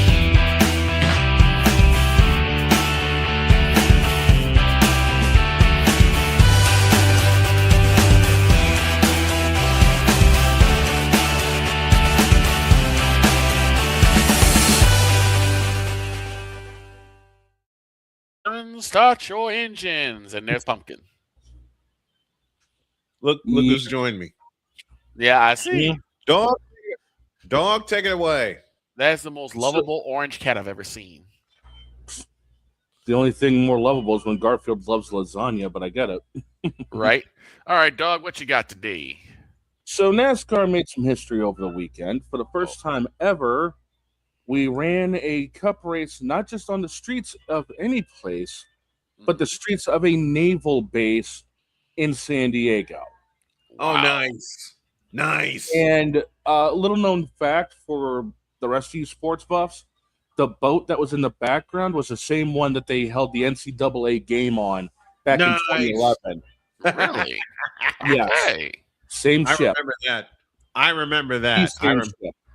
The 3.4-mile course was, of course, designed by iRacing and the people of Naval Base Coronado. Mm-hmm. Corey Heim ended up picking up the win in the Cup Series, which is so ironic because he is part-time this season, driving for, who else would we be talking about lately? 2311 Racing. Oh, boy. Jordan's team. And where is Corey Heim going next season full-time? Jordan's team. Well, so Jordan wins a dang near everything. Pretty much. When you're a billionaire, when you're the greatest player to ever play the game, and they're getting more factory support than Joe Gibbs is. I just heard a bunch of brothers say, "What you mean?" LeBron James trying to own a successful Cup team. No, he failed at that. Just playing. The I Promise School. If that tells you anything, okay. Keep going, dog. The pros and cons of this prove that the pro side is you can set up a track anywhere and people are going to flock to it. Yes, of course. Yep. We had a couple of cons over the weekend and big crashes. Ironically, in the same location, pretty much the exact same way that led to the same result, which was a red flag to fix a fence because people got pile driven into it like it was the Undertaker hitting tombstones. Oh, my gosh.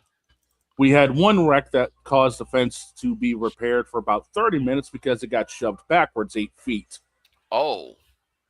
Guy got left rear hooked at about 140 miles an hour off of restart and literally went nose first into the wall with a car chasing him. Gulp. Gosh. Good news is everyone is okay. Bad news is there's a lot of tore up sheet metal going into the next road race of the season, which is next week at Sonoma. Yeah, but that could be repaired eventually. Yeah, they've got plenty of cars for it. I'm sure they're just going to go back to the shop. You can replace cars. You can't replace lives. Correct. Yeah, good news is everybody was fine. Bad news is, like I said, the repair bills are pretty massive. Well, 2311's involved, so they're like, okay, how much? That's true too. But here's the big thing about it. The way the track was designed, there was literally 2 or 3 places that were almost like jumping the cars. There was a downhill section going into turn 2 before the braking zone. Cars were getting off the ground. A couple of sections on the backside of the track. Oh, yeah, guys were dipping and bottoming out. Okay. Granted, they did a lot of repaving. Old concrete got done up with some new concrete. Old pavement got done up with new pavement. So there was a true mixture of surfaces. And somehow they made it work. I love it. So we don't know if this is going to be a one-time only thing because it's the American 250th anniversary or if they're going to come back next season. But This just proves literally you can turn any place into a racetrack if done right. That is true. They did it in Chicago. Yep.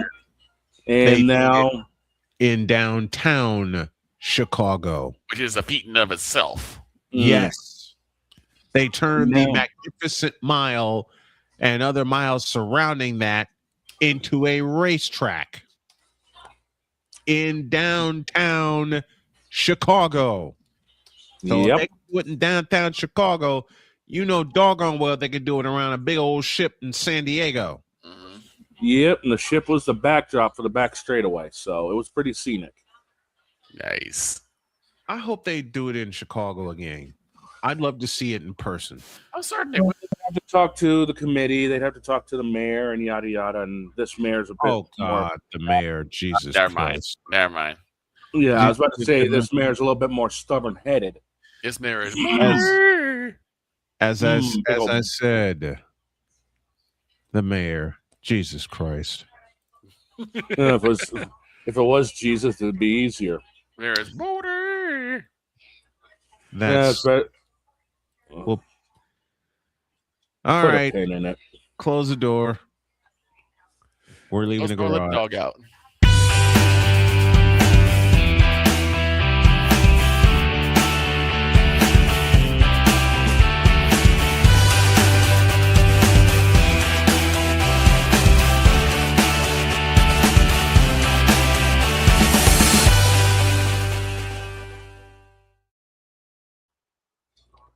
Oh Y'all my know God, Damien, what the hell? You know what I said at the end of hour 2? I Yeah. think I'm going to put it in a full take for hour 3. Okay. Do it. And I'm still floating because I got a kiss from the birthday girl. Yeah, Back after this. This is Snowman in the Morning. The original Think Drink is back. Level up with proven ingredients formulated to crush your competition. No gimmicks, no jitters, no messing around. Just high potency results that keep you moving day or night. There's a new nerd in town, and we came to play. Nerd Focus. Smarter than energy. Here's an important message from the Diabetes Solution Center. Do you like pricking your fingers to test your blood sugar levels? No one does, but it's important to maintain your health. And now, by wearing a small remote device called a continuous glucose monitor, or CGM, you don't need to prick your fingers anymore. It's easy to use and helps you make more accurate diabetes treatment decisions. If you are testing your blood sugar 3 or more times daily, injecting insulin, or using an insulin pump, call the Diabetes Solution Center right now. And if you have Medicare or most major insurance coverage, you may be able to get a new CGM at little to no out-of-pocket cost. Shipping is free, and we'll even bill your insurance company for you. If you are testing your blood sugar 3 or more times daily, injecting insulin, or using an insulin pump, call the Diabetes Solution Center right now to learn how to end the painful finger sticks and get your own continuous glucose monitor, or CGM, at little to no out-of-pocket cost.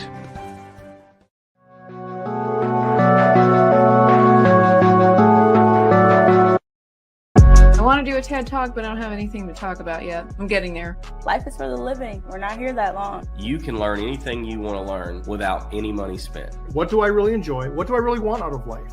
I am your host, WIZE. Are you in a life holding pattern? Well, this is for you. Welcome to the Stuck in My Mind podcast. Live every Monday, Tuesday, and Wednesday at 4 p.m. Central.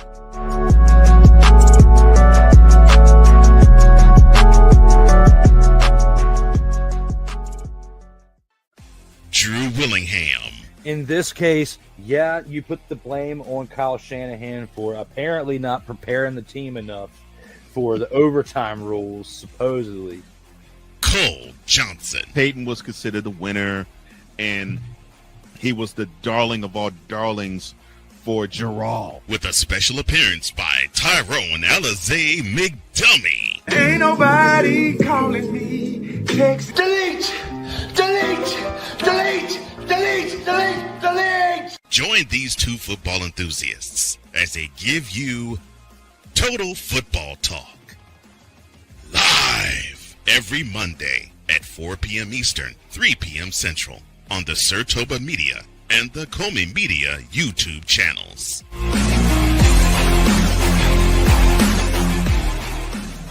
Cause we take this job so serious. I'm sorry, what are these things called? Spices? Spices, thank you. My brain went bleh. What in the all types of blue hell? This is Snowman in the Morning.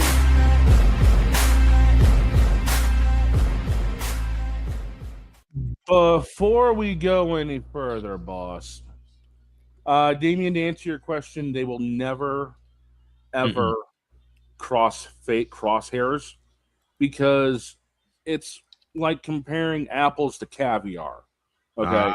Okay. F1 is multi-million-dollar aerodynamic behemoths, whereas cup cars are, well, cup cars. I mean, we've had joint weekends with IndyCar before, and I think we got a couple more coming up this year. But you'll never see NASCAR and F1 head-to-head on the same track on the same day. No, that I could never see that happening. I could never see that happening. 16 after the hour on my beautiful baby's birthday. She and the daughter are going out for an adventure. And as it looks right now, no game tonight because there's a place nearby we like to call the Yummy Bowl, and we're going there to celebrate her birthday. Now, can things change? Yes. And in my household, they often do.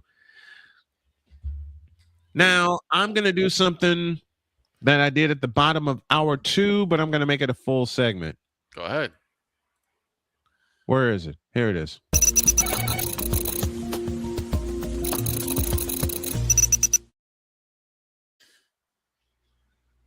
Oh boy. First and foremost, after the first couple of games that I did this season for my beloved Chicago White Sox, I thought, here we go with another growth year.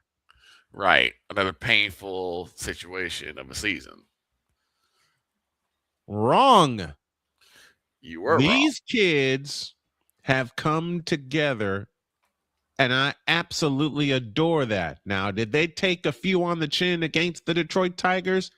Yeah, they did. They've lost 5 out of 6. But a lot of teams take L's. A lot of teams go through this when they're going through growing pains. The Detroit Tigers are the Detroit Tigers. The Tigers are the Tigers are the Tigers. I mean, hell, Ryan McCarthy and I did our preview going into the season. We thought it would be the Tigers and the Indians fighting it out for the Central Division. Right. Nobody said anything. Well, I gotta be honest. I harbored a feeling about the Chicago White Sox. Why? A, I'm a homer. Can't help it. But B, I saw something at the end of last year that said these kids could pull it together. Homer.exe always engaged. Oh, hell yeah. Yes, it is. Oh, hell yeah. White Sox, Colts, 49ers, Warriors, Bulls, Spurs. Did I miss anybody? Northwestern, Indiana. Anyway. Beaver. And as BGS says best, the Hoosier Shuffle for the Indiana Hoosiers winning the national championship. Anyway. I harbored hope. Did I bring it outward? No. Until we saw, we kicked Toronto's asses. Right. The defending, we've lost 5 out of 6 to begin the season. Including a massacre against the Bruins. Oh, not the Bruins, the Brewers, excuse me. Don't ever put Bruins and Brewers in the same sentence, okay? One team wins, the other's the Bruins. Oh. Don't summon him again, please. Ouch. Like I said, one team wins, the other's the Brewers. I'm talking about the massacre that happened with the Brewers in the beginning of the season. I mean, the first run of the game and the last run of the game were home runs, okay? And I had the pleasure of calling both of those. Yep. All right.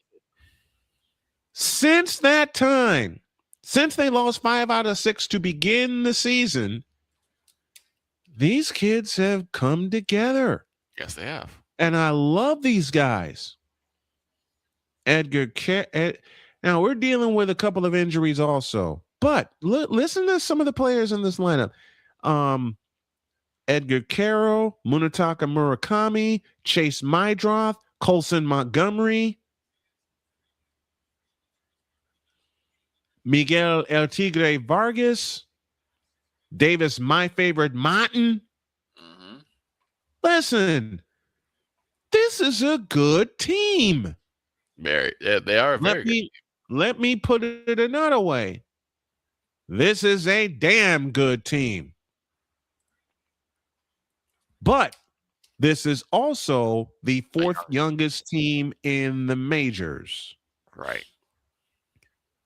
But dadgummit if they don't care. They're going to get this right.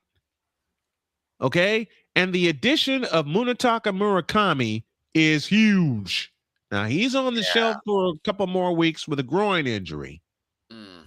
Okay? Yeah. But there's an attitude with this Chicago White Sox team. And it's 3 simple words. Next man up. Next man up. Because Carroll walked us off. Vargas walked us off. There's a fellow who is with the team right now, and I want you to listen for this name. His name is Braden Montgomery. Okay? Let me tell you about Mr. Braden Montgomery. In his first game with the Chicago White Sox, it just happened to be against one of the league leaders in the Atlanta Braves. It also happened to be 80s night. And no, I ain't singing Kool and the Gang's version of the song, okay? Get out of my head. Bob Costas did part of the television call for the Chicago Sports Network. God love you, Bob Costas. Braden Montgomery, in his major league debut, he struck out, he got a hit, he walked, ...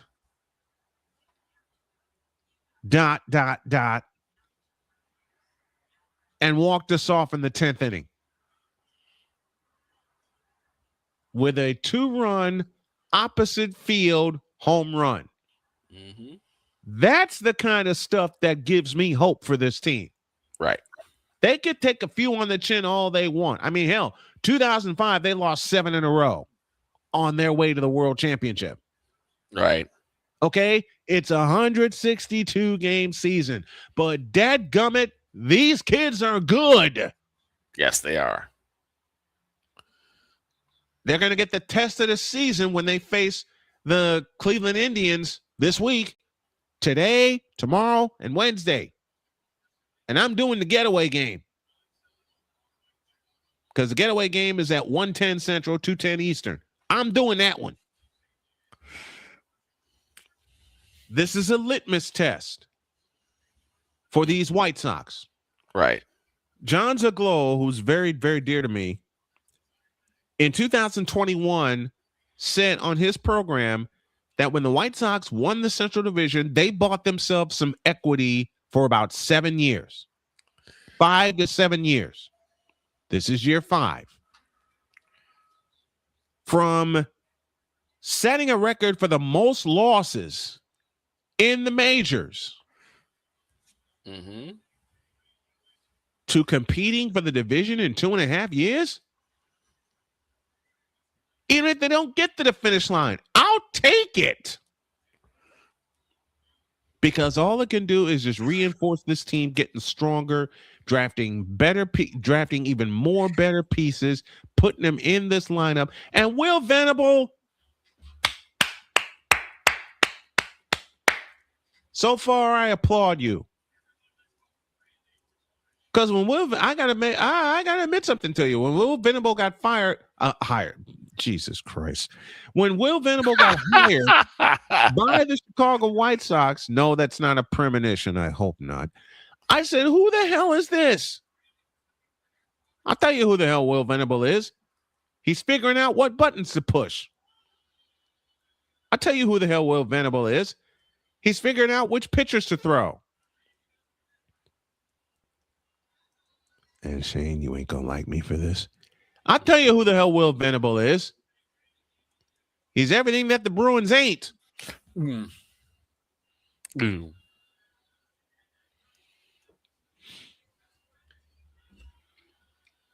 That was rude. Right? Rude. I was trying not to smile nor laugh. Anyway, this is a good team. The Chicago White Sox are a good team. Okay? Unlike the Boston Red Sox, there's some star power with the Southsiders. Hell, I heard Boston made a bid for Munetaka Murakami, and he looked at him and gave him the Bishop Bullwinkle treatment. Of course, To be fair, he did the same thing to the Yankees. He did. Because the Yankees went all in to get Munetaka Murakami. And Murakami, to his credit, gave him the finger. And came to the South side. Gave him the old Stone Cold Steve Austin. Yep. When Munetaka Murakami gets back in this lineup, wow. And remember, before he went down with an injury, he was tied for the major league lead in home runs with 20. I believe that lead now belongs to Yordan Alvarez. Schwarber's got 28, I believe, or 29. Okay, Schwarber 28. Alvarez is somewhere near the top right now. I'll look into it. I'm telling y'all right now, don't sleep on this White Sox team. Because there's a few shades of 2005 with this club. There's a few shades of who the hell are these guys? Right. From 2005. I remember sitting at a gas station a couple blocks before I got to my parents' house. And I called into a radio station. I called into the Score, as a matter of fact. Okay. And my bold ass said they would win the doggone thing. They thought I was crazy. I said, why not? I said it in 2005. I said it in 2008. I said it in 2021. And I'm going to say it here. Why not us? Why not the Chicago White Sox winning the Central Division in a runaway like they did 5 years ago? The pitching has to get right, though. Okay? The pitching has to get right. And we got to find a closer. I mentioned that a few moments ago. I have the home run list right here in front of me. Talk. Schwarbombs at 29, Air Yardon 25, Buck Truck 24, Rice Aroni out in New York at 22, Goodman at 21, Olsen, Murakami, Montgomery, and Wood at 20. Got it. With Langolier and Kurtz bringing up 19, so they would be your top 10. Oh, boy. I'll say it again. Why not these guys? Huh? Why not? Here, give me this hat.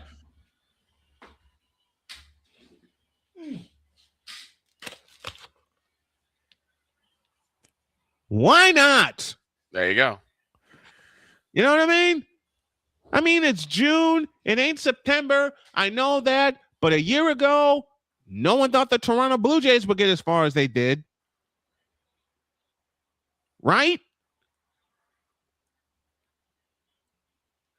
No one gave the Toronto Blue Jays last year a chance in hell to reach the playoffs, let alone Game 7 of the World Series in the 11th inning.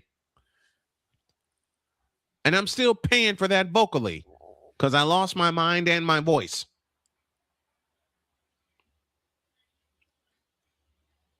Look, I don't know if this White Sox team can get to the finish line in September up top the Central Division.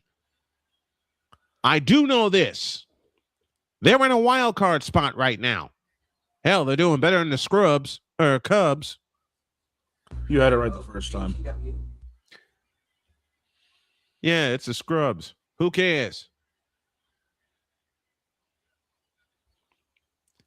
And by the way, to the lovely Allison Moran,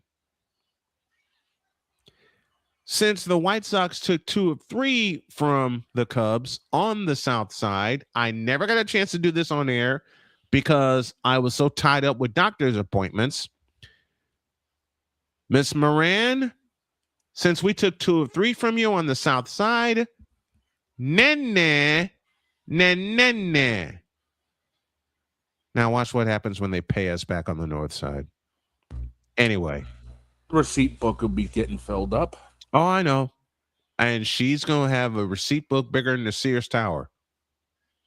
I said it right. Sears Tower. That's right. Who the hell is Willis? I don't know. Who cares? But I'll say it again. Now watch what happens when I'm sticking my tongue out at Allie and the Cubs wind up kicking our asses in Raggedy Field, and Allison's going to have a receipt book the size of the Sears Tower. Mic drop Moran. Mic drop Moran, absolutely.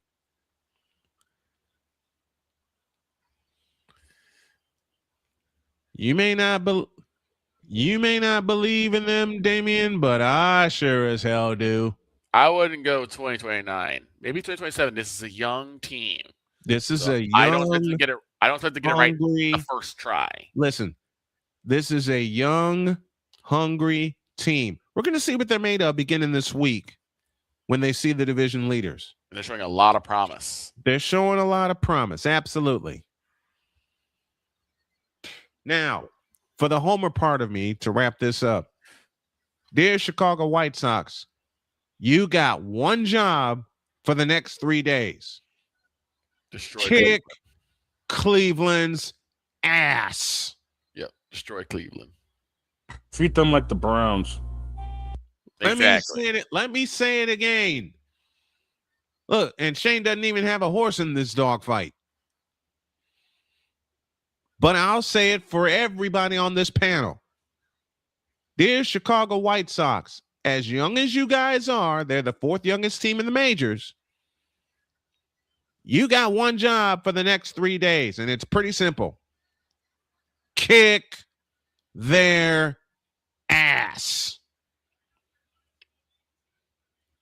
I don't want to hear anything about, well, Cleveland's that good. I don't hear anything about, well, they're coming off of a loss against the Astros, so they're going to be right. I don't care. It's Cleveland. I'll say it again. It's Cleveland. You got one job, Chicago White Sox, Will Venable, and everybody in that organization. And it's 3 simple words. Kick their asses. Right. Period. You got a chance to claim a piece of first place in the Central Division. You had it before. Then you went in a slump. All slumps can be broken. All right?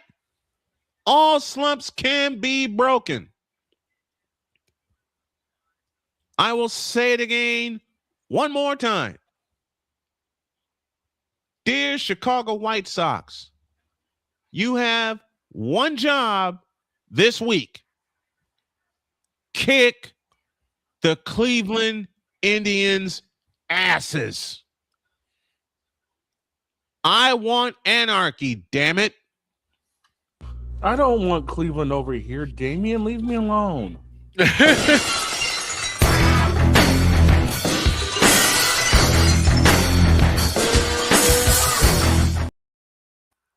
By God, that's Austin's music. Sorry, it ain't September. I know Cleveland right now is thinking, we do not care. It's not And I September. can What the tell hell you- is he doing here? And I can tell you honestly, That's a lie. they do care. So do we. Victor, say it with me. Chicago White Sox, you got one job for the next 3 days.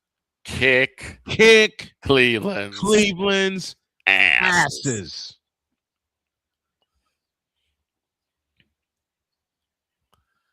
That's it, and that's all. I want total anarchy. I want the White Sox clearly in front in the Central Division. Now, I know anything can happen. It's baseball. Hell, played the sport, broadcast the sport for some 25 years. I get it. I totally understand that. I totally understand that. I'm having fun with this. I'm having total fun. I'm having total fun with this. And there's a point that Damian could be right with his statement. I get it. I totally get it. This is me having fun with it. But a man can dream, can he? I'm dreaming that Cleveland doesn't end up on Alarm Island. I don't want him here. Right. Kick him out. You got to keep them separated. There you go. But in all seriousness, one job this week, Will Venable and Chicago White Sox and White Sox Nation. And it's pretty simple. Kick their asses. Please.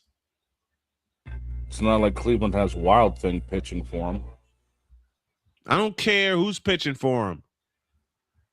Kick their ass. Yes. I want you to give them the Austin treatment and stomp a mud hole in their ass and walk it dry.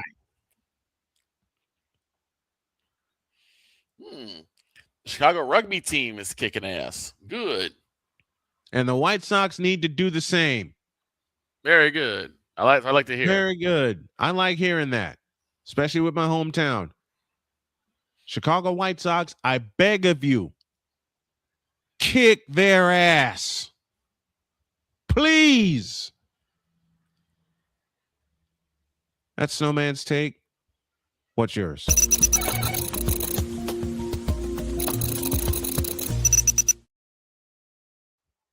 After the break, I'm going to share a couple of wife stories. Uh-oh.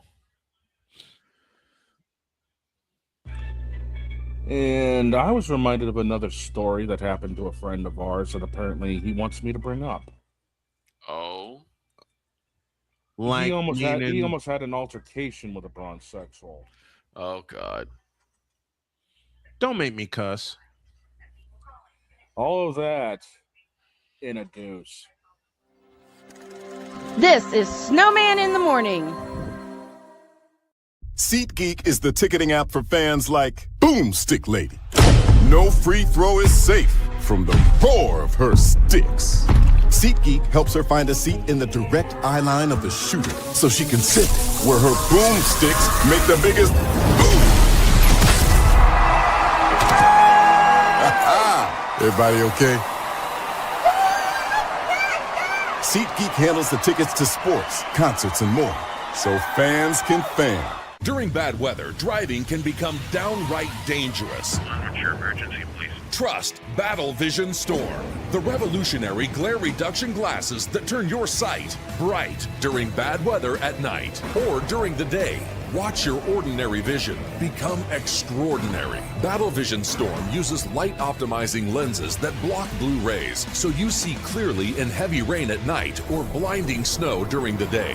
Heavy rain, snow, sleet, or fog can make it impossible to drive. Not with Battle Vision Storm. Get your Battle Vision Storm for only $19.99. But wait, due to rising costs and supply chain shortages, this may be your last chance to get your very own at this low price. There is a strict limit of 4 Battle Vision Storm per order while supplies last. Don't wait, order now. Call 1-800-483-6319 or visit battlevisionstorm.com. So call 1-800-483-6319 now.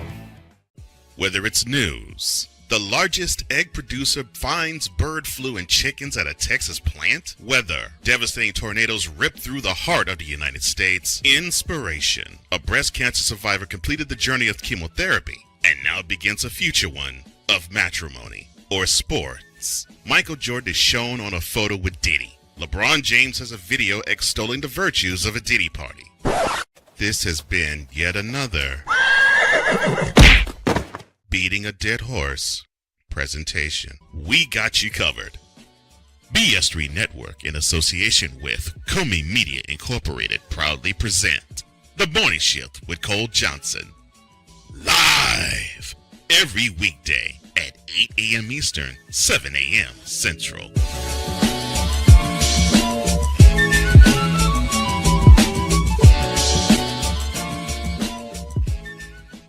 Here's an important message from the Diabetes Solution Center. Do you like pricking your fingers to test your blood sugar levels? No one does, but it's important to maintain your health. And now, by wearing a small remote device called a continuous glucose monitor, or CGM, you don't need to prick your fingers anymore. It's easy to use and helps you make more accurate diabetes treatment decisions. If you are testing your blood sugar 3 or more times daily, injecting insulin, or using an insulin pump, call the Diabetes Solution Center right now. And if you have Medicare or most major insurance coverage, you may be able to get a new CGM at little to no out-of-pocket cost. Shipping is free, and we'll even bill your insurance company for you. If you are testing your blood sugar 3 or more times daily, injecting insulin, or using an insulin pump, call the Diabetes Solution Center right now to learn how to end the painful finger sticks and get your own continuous glucose monitor, or CGM, at little to no out-of-pocket cost.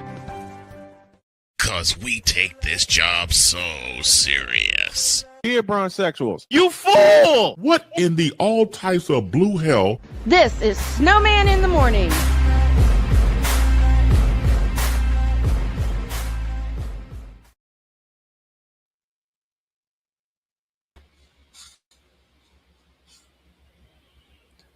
Okay.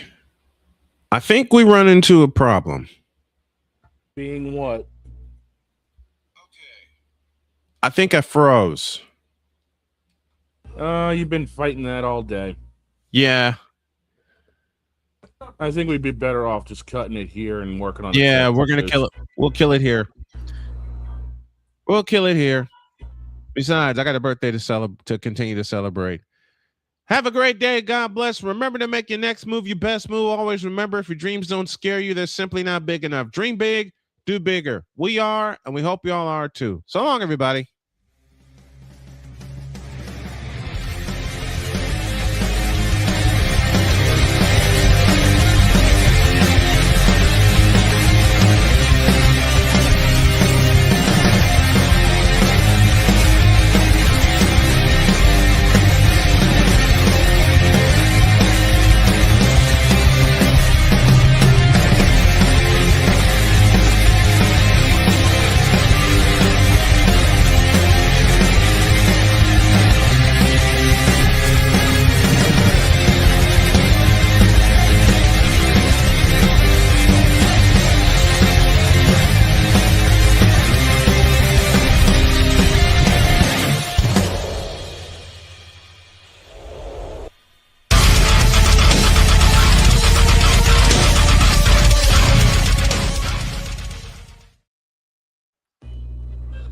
Just remember, I don't need to go to hell.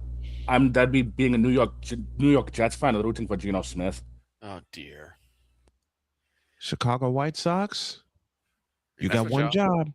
Yeah, one job. Kick their ass. Please. Out.